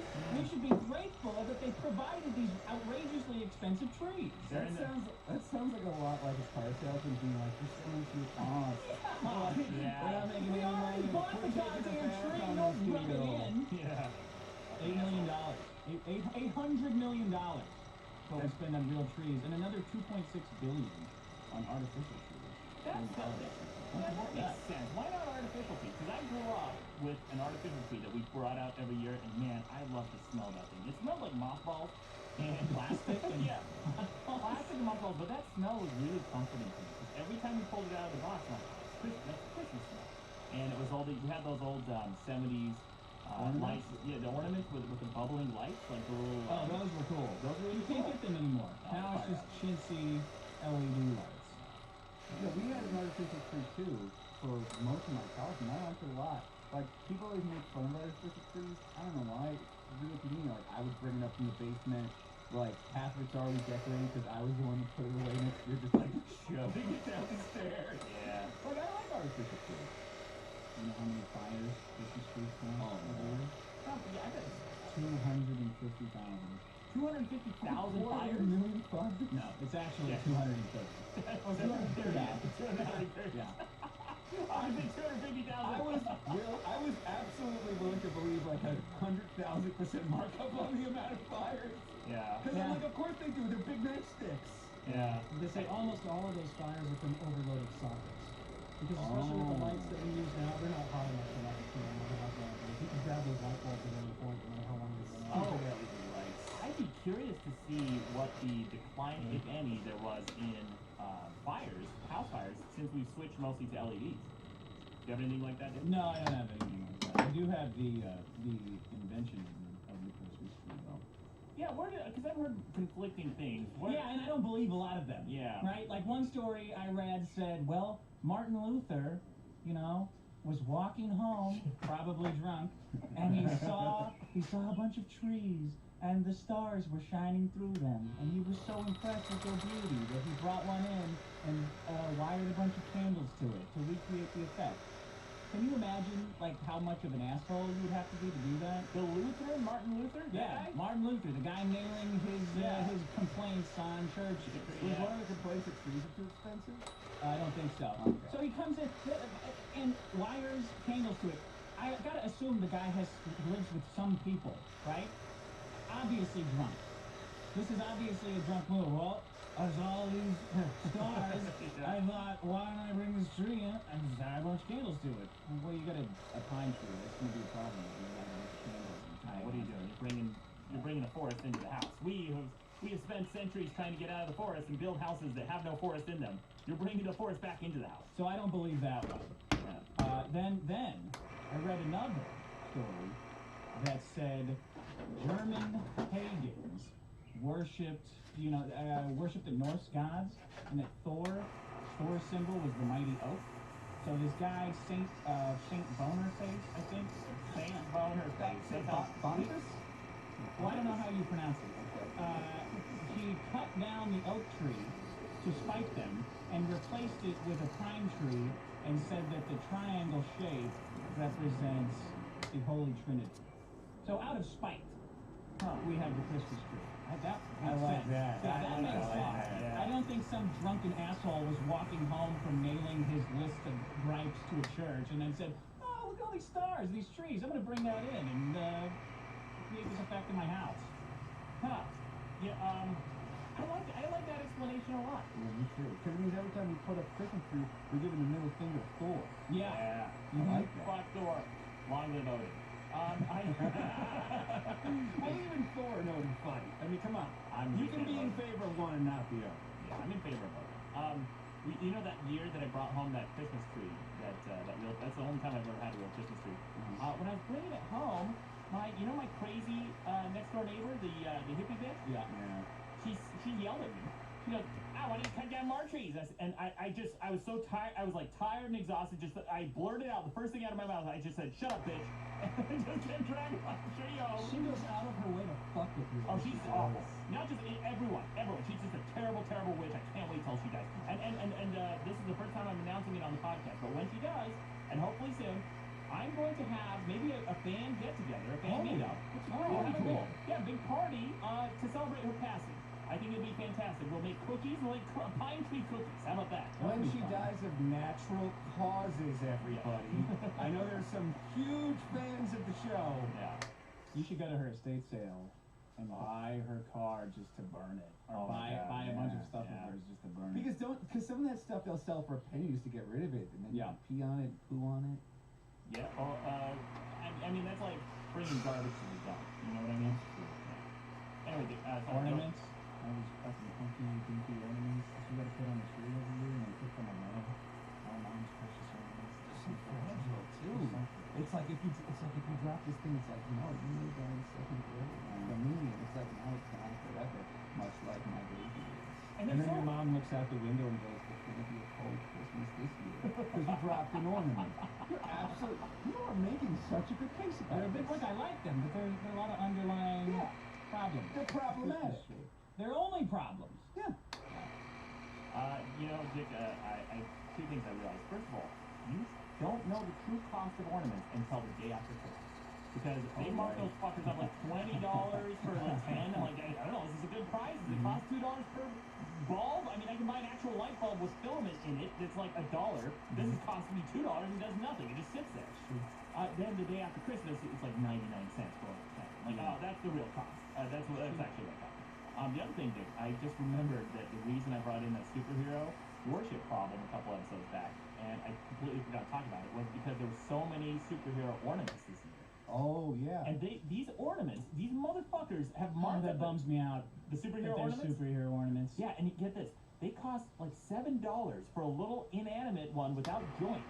One that you just hang there, that costs more than the actual superhero that you can put over, that you tie a string around his neck. Yeah, you're right. For a couple more dollars, you can hang Captain This for the tree. The actual Captain America action figure, rather than a shitty ornament that does nothing and it's just molded plastic. Yeah. You know how much we spend on these shitty ornaments? $6 billion. Holy Christmas decorations, LED lights, 16-foot tall inflatable Santas, redecorated Christmas trees, and I think the professional version of the one you know, and they're crooked. They're all crooked.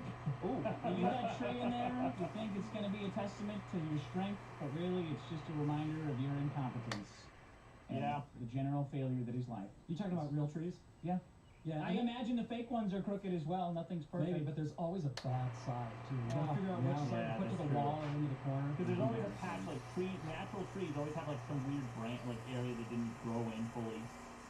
Can I tell you guys about the worst Christmas order I've seen before we wrap up? Yeah. This was sold last year. In Star Trek: The Wrath of Khan, you know, the big scene at the end is where Spock sacrifices himself to shut down the warp core, and him and Captain Kirk touch hands through safety glass.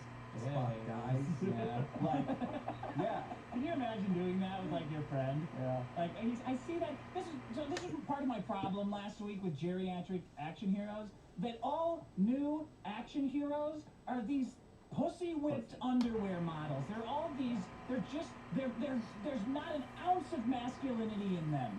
And every single interview about their role is, how did you get those abs? Yeah. Fuck your abs. I was paid millions of dollars to get into shape. I want a guy who is an asshole. Like, every single male action star who's new starts the movie pussy whipped. He starts the movie pursuing some girl who does not want to talk to him. Have you noticed that? Jurassic World, Chris Pratt is after that redheaded chick in the beginning. It's like, how about we go into my little trailer here and fuck? And she's like, not if you were the last man on Earth, dude. He starts Guardians of the Galaxy wanting to bang that green broad, which we all do. Yeah. But he's like, oh, Indiana Jones too. Willie, fuck you, bitch. I don't want to hook up with you. I don't run with you. I'm Indiana Jones, motherfucker. I don't have time for you. Then they both hate each other. Okay? That's what being a man and an action hero is about. But that's the world. That's the guys we look up to. These slavishly drooling men who are pining over these chicks who don't want to talk to them, which already is weird. That starts weird, saying that that's normal, that you want to pursue this woman who wants nothing to do with you, and that's okay. That's weird in and of itself. But she's the prize you win at the end for saving the world. Then you're too disgusting. Isn't that great? Isn't it great when women are prizes for men who've done a good job? No, but it goes the other way too, serious, and this is something I'm making a video about. I'm gonna get killed for that one comment. Here's you cock. I know! Exactly! You're gonna kill for that one comment. A couple episodes ago, I mentioned, like, Dick, when you were going up to the shooting range, I'm like, oh, why don't you just go up there with one of your guns and a couple of magazines, and some guy was just like, just jump down my throat. Yeah, I said clips? Yeah. Oh, yeah, that was the one guy was like, hey, Maddox, it's clips, or it's magazines, not clips. You fucking liberal SJW cock. Like, just like jump down my throat, like, you socialist, you fucking. I'm like, oh, get the fuck out, dude, calm the fuck down. Maddox, you obviously don't even know which way to point a gun. You don't know the difference between a magazine and a clip. To wrap up that Christmas ornament, long story short, there's a Christmas ornament of Kirk and Spock holding hands as Spock dies. You can hang that on a tree. But to go to the magazine for the clip thing, I saw this thing on Reddit. Okay, so during the France terror attack, there's a guy who's on Reddit and he's like, people are shooting at us. I don't know if I'm gonna make it. I might die. The guy updates. He goes. There's clips that this guy just keeps loading clip after clip into his gun. And 7 people go like, please stay safe, but also it's a magazine. Fucking pedantic nut jobs. Fucking assholes. There's another thing I saw just recently on Reddit. It said, it was a link that said, here's the most popular magazine in the Middle East. And you click on it, it's like an AK-47 magazine. Very popular. And for people who don't know, still, I'm not talking about the one you flip through, the one you load into the gun. Oh. Yeah, you thought it was like. I thought you were talking about a gun magazine. No, it's not a gun magazine. It's just a magazine, that goes into a gun. Yeah. I think the next step in that Spock and Kirk holding hands, it's going to be straight up Midnight Express, where Spock takes his shirt off and rubs his nipples on the glass so Kirk can do it from the other side. That's what it's going to like. What? They're holding hands? They're holding hands? They can't give an affirmative nod to each other like a man? Why are we celebrating this shit? Yeah, if my friend's ever dying through glass, I'm just gonna give him the gun finger and go, buddy. Are you gonna reach out and hold his hand? If he reaches his hand out, I'm not gonna be like, no homo, buddy. I'm gonna rub my balls on it. Say, oh yeah, you like that? Take this, huh? go get out of here. Okay. Go save everybody. What if your God. friend was dying and he was like, I just want to like a full-on tongue makeout? Like, would you do Asterios? Would you be I know, a bro? Dick, you would say Of no. course not. I would knock his ass out. Okay, I would say, fuck the shit. Boom. Asterios, would you make out with your dying best friend? I would tell him I'd be right back, and then I wouldn't come. You would lie to him. Yeah. The sneaky Greek. What would you do? You would probably be the friend. No, I'd say, okay, just shut your eyes and then zip. No, I could see you doing that if you were dying, like trying to trick somebody into kissing you. I would. Yeah. I'm gonna die, but I need you to kiss me. I want you to kiss me, just to screw with. All right, guys. My problem this week was homeschooling. The elf on the shelf. Christmas trees. See you next Tuesday. Go buy Asterios' Mega Man comics, for God's sake. I can just imagine Maddox sitting in the movie theater when Jar Jar Binks comes on. And he's looking around at all the other fucking geeks. And they all have tears coming down their face. And Maddox has tears coming down his face. Sorry. And they just fucking crying into the popcorn, wondering what happened to their precious shitty franchise that I don't even fucking get. Die Hard, except for the last one, was a better franchise than Star Wars will ever be. I agree. They should do some fucking prequels on that shit. No, they should not do No, prequels. Fucking John McClane and little fucking Johnny McClane. That is the wrong takeaway from that. Kicking bitches in the face and walking on other broken glass and shit. I think he fell asleep. All right, one more. Some guy, there's more Star Wars stuff. Some guy was criticizing our, where we said that Darth Vader was the father. When did they decide that? Yeah. Oh god, it's more fucking fan theory. Okay, let's hear this nerd. Well, I think he's Right, right. guys, you fuckers. Alright. So, recently there was an article released. Luke Skywalker, Mark Hamill, stated that he had to hold in a secret for at least 2 years. And that secret was that he knew that Darth Vader was his father, mostly due to the fact that during a scene between him and Obi-Wan Kenobi, they actually mention it, but they cut it out from both the script and the movie. So yeah, they knew. So you, Mike Stacasa, So why would he mention no, it you if it was cut out of the script? We're wrong. Go fuck yourself. All of you. No. That's bullshit. Oh, you have an opinion? Yeah.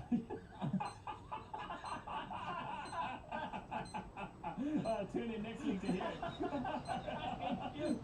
really upset you, this guy talking He's about so full Star of Wars. shit. These fucking apologists, man. They put way too much. But George Lucas didn't mean shit when he was recording that shit. Otherwise, he wouldn't have had Luke and Leia Kissing. Yeah, that's true. He didn't know shit about that franchise. He didn't expect it to be that successful. He didn't expect jack shit. And he's retroactively adding all the shit. It's just like Tommy Wiseau from The Room. He's like, oh, I was making a dark comedy. No, you weren't. You just made a shitty movie. I wonder if you stacked Tommy Wiseau up against George Lucas, who would make a product that you wanted to watch more. It's a toss-up. Like, without studio intervention. Yeah. Like, because I would rather watch Tommy Wiseau's new sitcom than the prequels. True. You know what? We've seen unrestrained Tommy Wiseau, and Yes. it's brilliantly bad. Yes. And we've seen unrestrained George Lucas, and it's just bad. Boring. Yeah. Mm-hmm. Tommy Wiseau. Tommy Wiseau wins. Today's show is brought to you by Harry's. Please visit harrys.com and use the promo code BIGGESTPROBLEM to save $5 off your first purchase.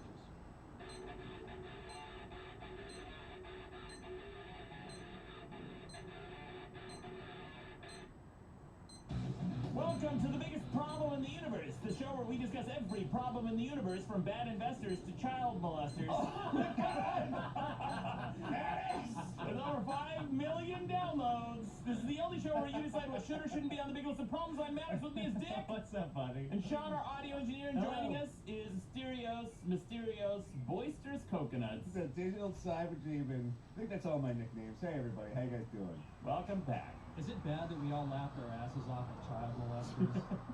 Well, I think juxtaposed with bad investors. Yeah, we'll go with that. That vote was confusing. The child molesters vote, pedophiles that you brought in. Why Like, not? I wasn't sure if we were supposed to vote that up or vote that down as a problem. Oh no, up. It was Okay, a problem. already. You're sending a mixed message. Again, you want us to vote up pedophiles. Right. Except you brought in and you mostly talked about the defense of pedophiles. I didn't defend pedophiles. You kind of did, not offending pedophiles. You brought Remember how in. you were like, the pedo smile is great? I try to smile like that all the time. I'm a huge fan of Jared. No, you were listening to the Mark Maron podcast, buddy. Oh my God! Shots fired. How is your one-sided war with a much more successful person doing? I got the last word in that, so I won. Oh, there you go. Yeah. So far you've beaten Penn from Penn and Teller and Mark Maron. That's right. That's a good record. Who's next? Who's next? That's our motto for this show. Who's next? We should go after like a big game show host or something. Yeah. Alex Trebek?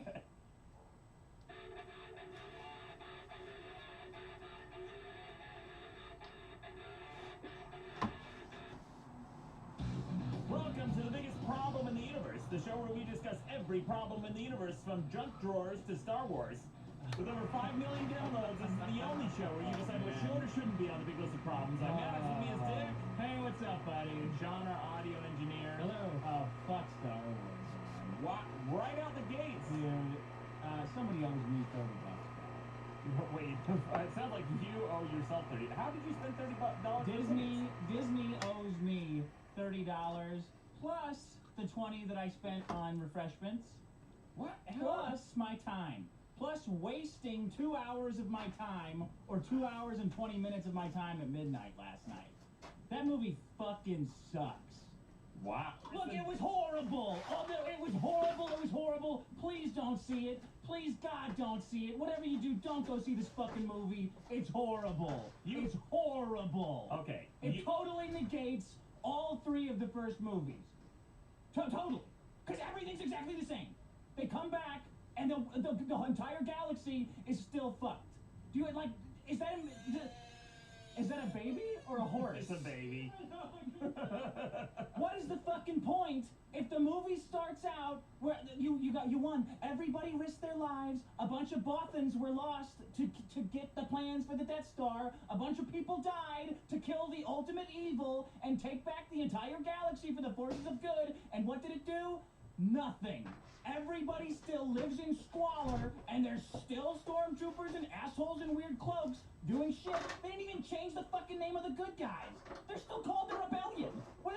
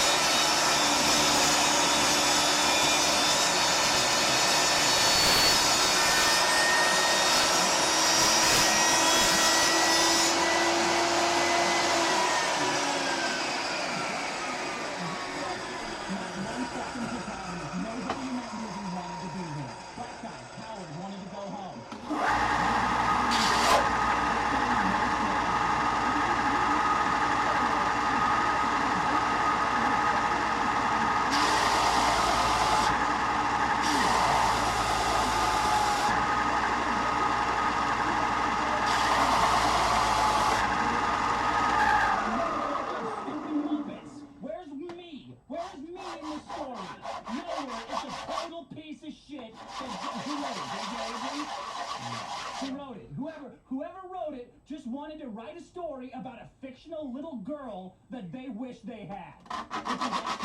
Who does everything perfectly all the time and uses a lightsaber for the first time to be a Sith master, like that goofy, stupid one. Okay, Sith master gets beat up by a janitor and a woman who's never touched a lightsaber before.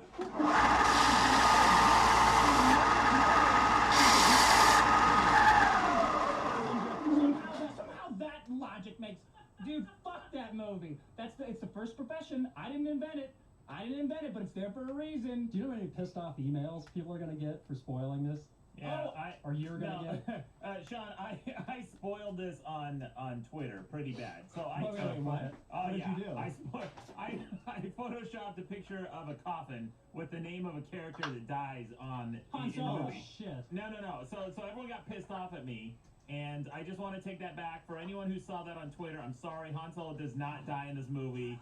Wait, what? Are you really apologizing? I'm saying, yeah, Han Solo definitely does not die in this movie. I'm sorry if I upset you. That is definitely not a spoiler. You're fine. I like how that kid looked like an emo version of Rocky from Mask. Yeah, there's even a Twitter account It was like the called all ugly cast. It was the Kylo all Ren. ugly cast.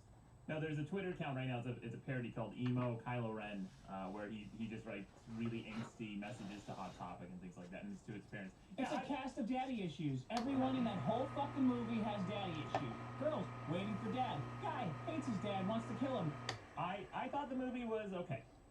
It was just fine. It was fine. I'm not, I feel like I'm in that little island in the middle where nobody, like, I don't love it and I don't hate it. I give it a solid 6 out of 10.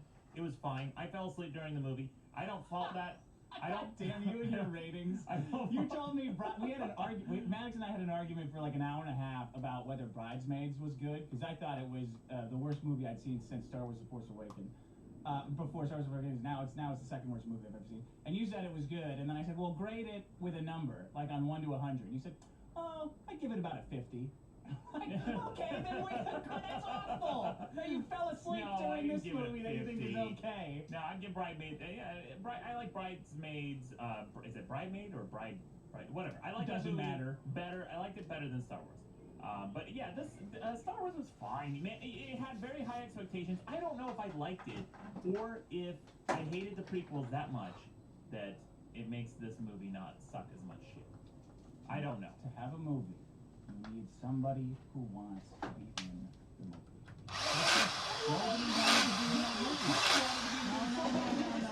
No, you need a character. The characters wanted to be there. No, they didn't. They all wanted to leave. Admiral Akbar wanted to be there. That guy hasn't been employed in years. He's doing shit since the last movie, since the whatever the Death Star blew up, the last one. And I know this time they got the Planet Destroyer and it's Star Killer. It kills whole stars. Oh yeah. That's so big. Yeah, kills stars and then kills planets. I'm surprised that Admiral Akbar didn't just pop on the screen and go, "It's a trap. Hey everybody, it's a trap. Facebook me and Instagram your favorite star memes this Star Wars while you're watching a fucking movie. You're watching a fucking movie. You're watching a fucking movie." That was the entire movie for me. It was just constant. You're watching a movie. You're watching a movie. Fuck off. I got it. You already got my money. Just give me a good movie. You're a hater. It was not terrible. It wasn't terrible that you fell asleep in it. So how would you know? I've fallen asleep through lots of good movies, and I don't fault it to the movie. I don't fault the movie. Like, I was just tired, and I had those D-box seats. So for those who don't know, the D-box seats are it's like that 4D movie experience now that they're marketing it as. Is that right? Where you feel your seat shakes and it vibrates and it goes up and down and all this other bullshit. And I turned my sensitivity up all the way. So there was a scene where so you had like a vibrator? You were watching this movie riding a vibrator, a Sibian? Oh, it was violent. It was like real cool. It was like sitting on a rodeo bull watching this movie. And so it's weird what they decide to accentuate with the vibrations. So there's this part where what's her name, Ray, at the beginning, the chick, she takes something and puts it in her holster, and the seat shook so violently. It startled me. It was the most violent, almost like someone just came behind you and just took your seat and just shook it as hard as they could. Like, what the fuck? If someone was doing that behind me, like kicking my seat, I would lose my mind. And now people are paying paying money to get their seats kicked. Yeah, that's the next step. Because they're not going to make good movies anymore. They're all just going. It's more special effects now in theater effects. Soon they'll have like analog, personalized effects where a guy will just sit behind you and jiggle you. Or laugh at your little... A guy will be sitting there waiting for you to comment in his ear and then go, good one, good joke, good joke. Yeah. Just get a little affirmation for all your witty quips. More like something's awakening. Oh, good, yeah. Good. Jesus. It's real funny, yeah. The fifth D experience. Anyway. Yeah, it was fine, man. What do you expect? Movie. They had look, for a movie with as high expectations as this movie, they did okay. Like, they could have done way worse. They could have been as bad as any of the prequels. It wasn't. It wasn't great. The dialogue was a little clunky. Some of the scenes didn't need to be there. The whole first opening act with what's his name, the pilot. You could cut that entire thing out of the movie. He had nothing to do with the movie. Nothing to do with anything. But And why did they need the Force to torture that girl? They put her in the torturing room to get the information out of her. He's like, oh, I'll use the Force. Doesn't work. Like, I guess we're fucked then. Did they not have knives in the future, in a long time ago, in the galaxy far away? Yeah, maybe they don't. I don't know. That's why everyone uses lightsabers instead of swords. Don't go see it. That's all. Do yourself a favor. Don't go see it. I convinced my brother-in-law to run away from home, essentially, at midnight to go see it because his wife was sleeping. His wife was knocked out for like 10 minutes. I'm like, she's starting to push her now while the morning's to sleep. And he's like, well, I don't know. If she wakes up, she'll be pissed. And I'm like, you do want to come see the Star Wars movie with me. Well, speaking of the Force, Speaking of homeschool? Speaking of problems? What were the problems? Did you just say brother-in-law and then his wife? Yeah. Yeah, which I mean, means... that's technically accurate, isn't it? What do you want? Oh, my sister, Sean? So sorry, my sister. It was weird. Oh, my God. Yeah. Hey, speaking of weird, guys. It was weird. The biggest problem from last week in the universe was homeschooling. Oh. Yeah. And then disgusting. Elf on a Shelf. Yeah, I agree. Homeschooling is disgusting. Then Elf on a Shelf, and then dead last, not even a problem. In the negatives, Christmas trees. Christmas trees, Dick. That's bullshit. So, Dick, last episode when I brought in homeschooling, we debated a lot of stuff. We debated, like, what is the stats, and why didn't you bring in it? I did bring in some. I mentioned that 85% of the people who are homeschooled do it for religious reasons, and that it's really difficult. I did way more research just to confirm, like, how scarce these studies were about homeschoolers. And the few studies that I found were all done by people who worked at ecclesiastical schools, like archdiocese schools, Catholic schools, big advocates for homeschooling, and they were also kind of championing the religious aspect of it. They were saying, well, it's a good thing because you can teach them religious studies at home, et cetera, et cetera. That doesn't necessarily invalidate the homeschool learning experience. And in doing more research, I found that the majority of people on YouTube who are homeschooled liked the experience. And of course, sounds awesome. Yeah, of course, they like deal with a bunch of shitheads screwing around in class, making unfunny jokes. Well, yeah, while you're trying to learn, while I'm there trying to learn about spelling and reading. Teach me how to read, please, and spell this bullshit I will never need to know in my entire life. Oh, sure.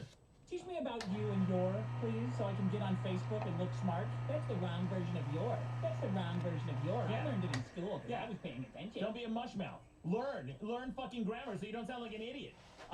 What I did find, in fairness, is that the majority of people who do go on to college, who have homeschooled, do well in college, and they do well on their ACT and SAT tests. However, they're only testing people who get to that point where they're in college. Like, it's hard to test people who aren't in the system if you're dropping out before that. And also, they count homeschooled students as anyone who's had any amount of homeschooling. So if you did one grade at home because you were moving or you were traveling someplace or you were sick for a year or whatever, they count you as a homeschooled student. So it's kind of wishy-washy. It's all over the place. However, I had some clips I didn't get a chance to play last episode. This is from a kid named Micah Buzan on YouTube, and he loved his homeschooling experience, and he talked about how it was kind of a culture shock for him when he transferred to a private school. Listen to this. Hello, I'm Mikey Buzan, and I was homeschooled. Fix your fucking audio, Michael. Yeah, I'm a homeschooler. But homeschooling was definitely like the best time of my life. And that all changed when I went to private school in 7th grade. Oh. Complete culture shock to my homeschool brain. Just like everyone. Well, there's more? That's right. Yeah, listen. I don't want to pause the video. I've gone in with the expectations that everyone was going to be like homeschool people at Good Shepherd Academy, but they weren't. There were all these social rules, and there was a dress code, and that sucks. Heavy emphasis on grades, and it really sucks as well. Very confusing. It was the worst year of my life, actually. 7th grade. Yeah. Yep, hated it. Sucks. Yep, hated it. Now listen to this. It's a tie with every other year. Here's what happened. Or worst year of my life. Here's what happened to him. Here's when he showed up to the first day of class. His first outside homeschool. Can I class. guess? Did he get his pants pulled down? Well, he wasn't wearing pants. Listen to this. Oh. So I showed up with a pink and purple backpack, and I had duct tape wrapped around my shoes because I wanted to be like Sonic. I had a Pokemon shirt on, and I had shorts, which were against the dress code. It was a private school. There's a a dress code and all these rules. And He wanted to be it like was so Sonic? confusing. Yeah. He showed up to his first day of school, his first day of class, dressed up as Sonic because he hasn't been socialized and he doesn't know these are social rules. This is What do you know, obviously a please? joke. No, it's not. This guy has lots of YouTube videos. Look up his YouTube channel. He's always advocating homeschooling, and he's talking about all these things that he did. He's just a weirdo. So homeschooling is bad because he didn't learn how to conform to your expectations? No, it's not about conforming to expectations. It's about understanding social norms. You don't show up to a bar wearing shorts and flip-flops and expect to get in because you know that socially that's not accepted. I do. I've been denied from many bars for wearing shorts and flip-flops. There you go. Never at the Pacific Dining Car, which is why I go there. Garbage. What is the deal with Sonic and autism? Why do autisms like Sonic so much? Okay, it's Rand, not. Sean, do you have any opinion on why does every what's the correct term? Autist. Autismo? Why does every I believe autismo it's like autism. Sonic the Hedgehog so much? I think Sonic's cool. They just draw him over and over again and make they do. and make 3D models. No, they don't, Sean. They don't. But They even make this just guy. really cool kids sometimes make Sonic. They make really cool 3D renders of Sonic. Sometimes Sonic's awesome. He does have to go fast. Sonic's the fastest. He's gonna outrun the autism that's always chasing him. I'll get you, Shut up! Sonic. What an asshole! I think Sonic's great. I love Sonic. Wait, I got another clip. Oh, another Yeah, clip wait. of this Yeah, guy. I got another clip. It's not this guy. There's another one. Okay. Dick. This kid. Now, I'm not sure if you have a time machine hidden somewhere and you went back in time and made this YouTube video, but this sounds so much like you. Oh, really? Yeah. Sounds cool. He's a real cool kid. Cool with a K. His name's Trevor Moran. Here's his video. Listen to this. He's talking about the virtues of homeschool. Okay. What's up, everybody? It's Trevor Moran. Cool. TGIF, and the theme this week on O2L is homeschooling versus public school. A lot of you guys already know this, but I am actually homeschooled. I do online school. Actually. Praise Lord, it is the best thing in the world. I have to do this because I'm so busy. And it's good that I can miss days and work on the weekends, and it's just, it's a big bundle of fun. Let's start off with pros and cons. A pro of homeschooling. You can eat whenever you want. Yeah. Can you do that at public school? No. I don't think so, No. bro. Pro number 2 of homeschool. I don't have a specific time to wake up or arrive anywhere. +1 for Trevi. Boom, that's a pro, bro. I got nothing. Yeah, he's got nothing for as a pro for public schools. This kid, There is no pro. that was like Homeschool sucks. that was like the verbal version of riding on a skateboard.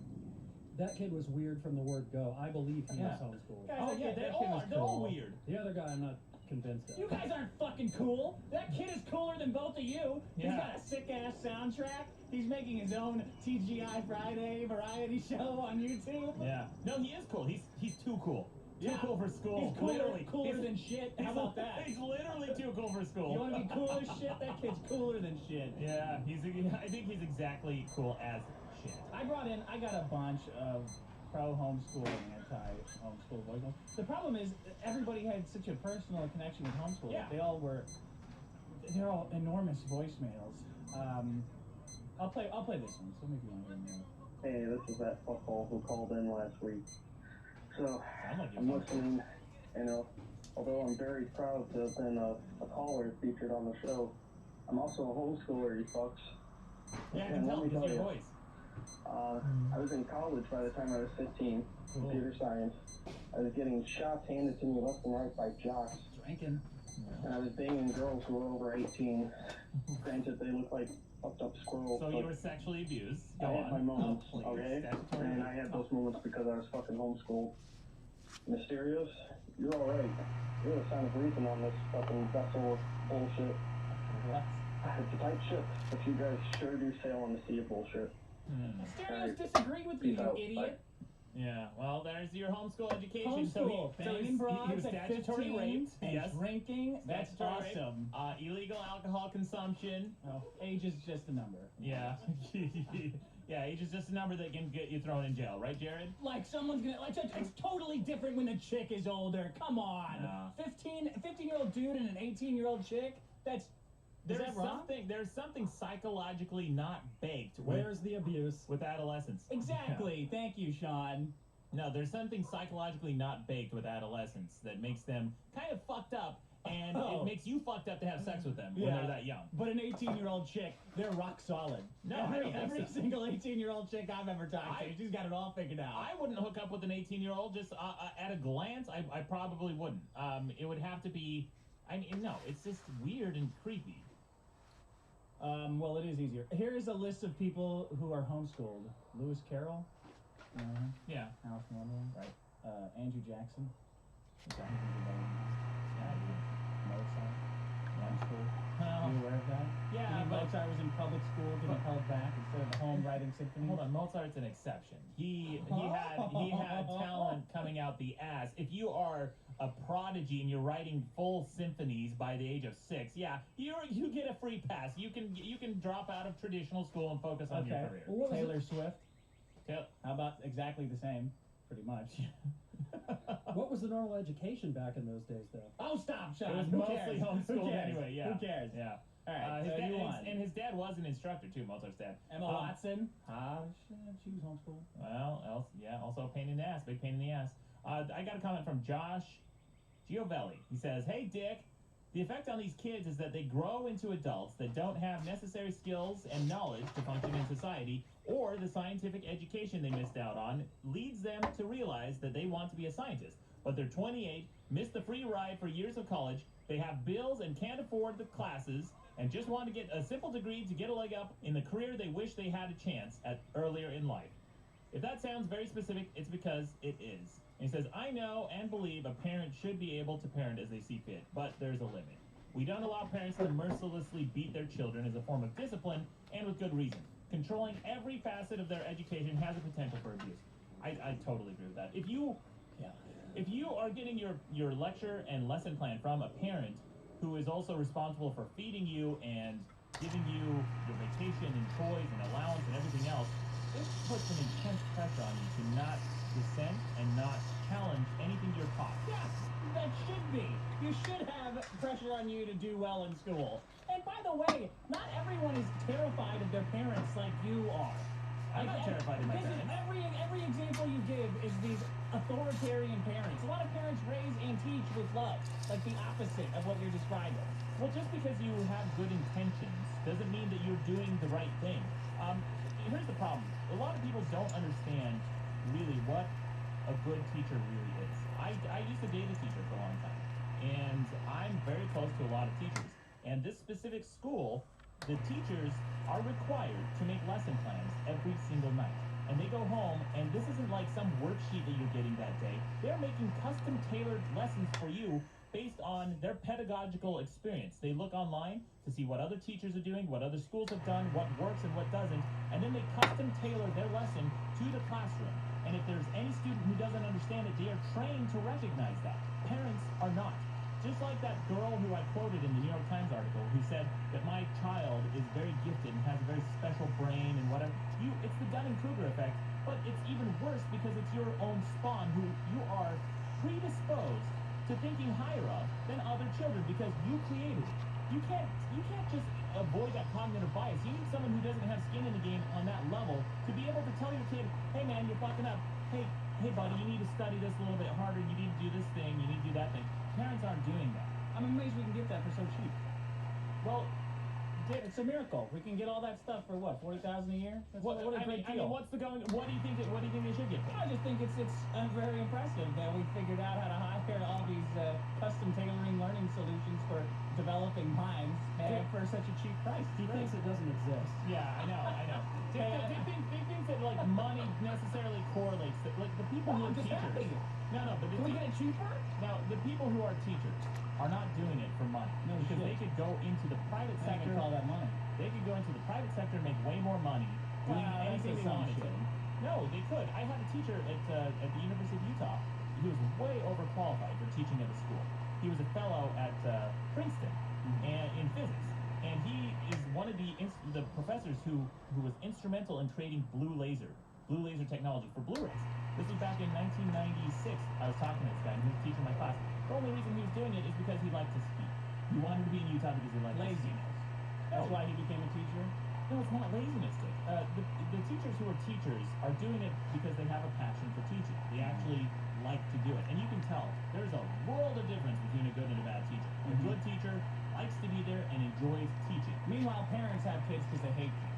I'm not saying you don't. I'm not saying you don't love your kid. Just because you love someone doesn't mean you know what's best for them. I'm winding you up. I get what you're saying. It's fine. I just don't. Do you have more points to make on homeschooling? I do.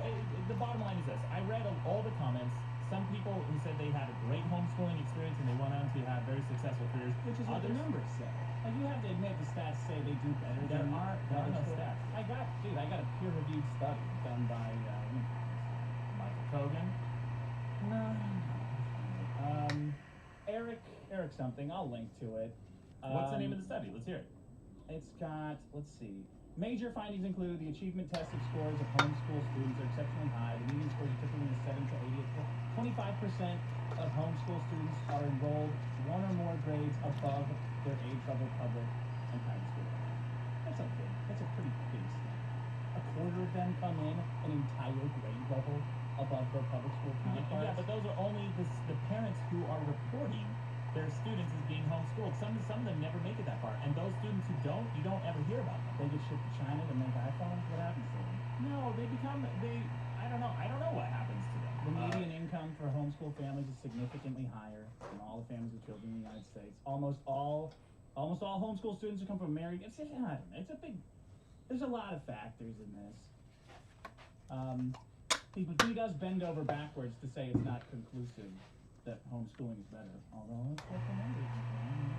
Yeah, no, first of all, Dick, homeschooling isn't even a practical option for most people because parents work. Parents have shit to do. Yeah, they work to pay taxes to build public schools. No, they sometimes work to put food on the table as well. They're not just working to fund public schools. And by the way, there are good and bad public schools. There's good and bad homeschooling experiences. I'm not denying that. And someone on Twitter tweeted at me and said, "Hey, Mal, can't you see any advantage to homeschooling? Can't you see any pros for it?" I'm like, of course I can. There's lots of pros to homeschooling if you have a good teacher, if you have good parents who are trained. But that's not what I brought in. I brought it in as a problem, and I'm not going to argue for homeschooling. I think it's a problem. I got a prank email. No, let's hear it. I'm done. Do you have more? No. And we get these prank emails all the time where people will send in stuff that's obviously fake because they want it to get read on the show, so then they can go in the comments and say, ha ha ha, yeah, you guys reacted to something that's obviously fake, you're stupid. I'm going to read this one. Yes. Yeah. I spotted this one immediately. Yeah. So see if you can do the same. It says, Dear Dick, Max, and Sean, it's from Mia. I started listening to your show when I was diagnosed with cancer. Okay, already. Probably fake. Well, right? You guys really pulled me out of a state of crying from unhappiness to the point of tears from laughter. So, right, she was depressed, and this podcast turned that depression into merriment. That doesn't sound fake. That sounds totally fake. No. This is obviously fake humor.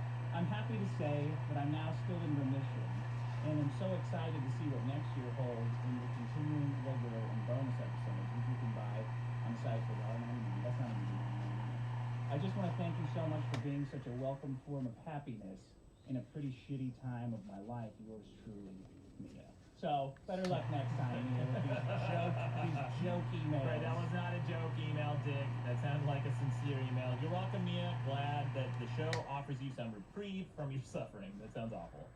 But seriously, thank you for listening, and we're glad that we have listeners out there. And Dick is an awful person. Yeah, well, I mean, No, that's I'm not... the awful person just because I can spot a fake. That's not a fake. Hey, before we move on to the problems, I got a song, Dick. This is from Christopher Strand. Oh, cool. I like that guy. Listen to this new song from Christopher Strand. It's about my wedding services because I did that wedding tale review a long time ago. It's a commercial for my wedding service. I think you'll enjoy it. Are you about to get married? Do your beloved friends and family sound like this? Then you should call Maddox's Wedding Services.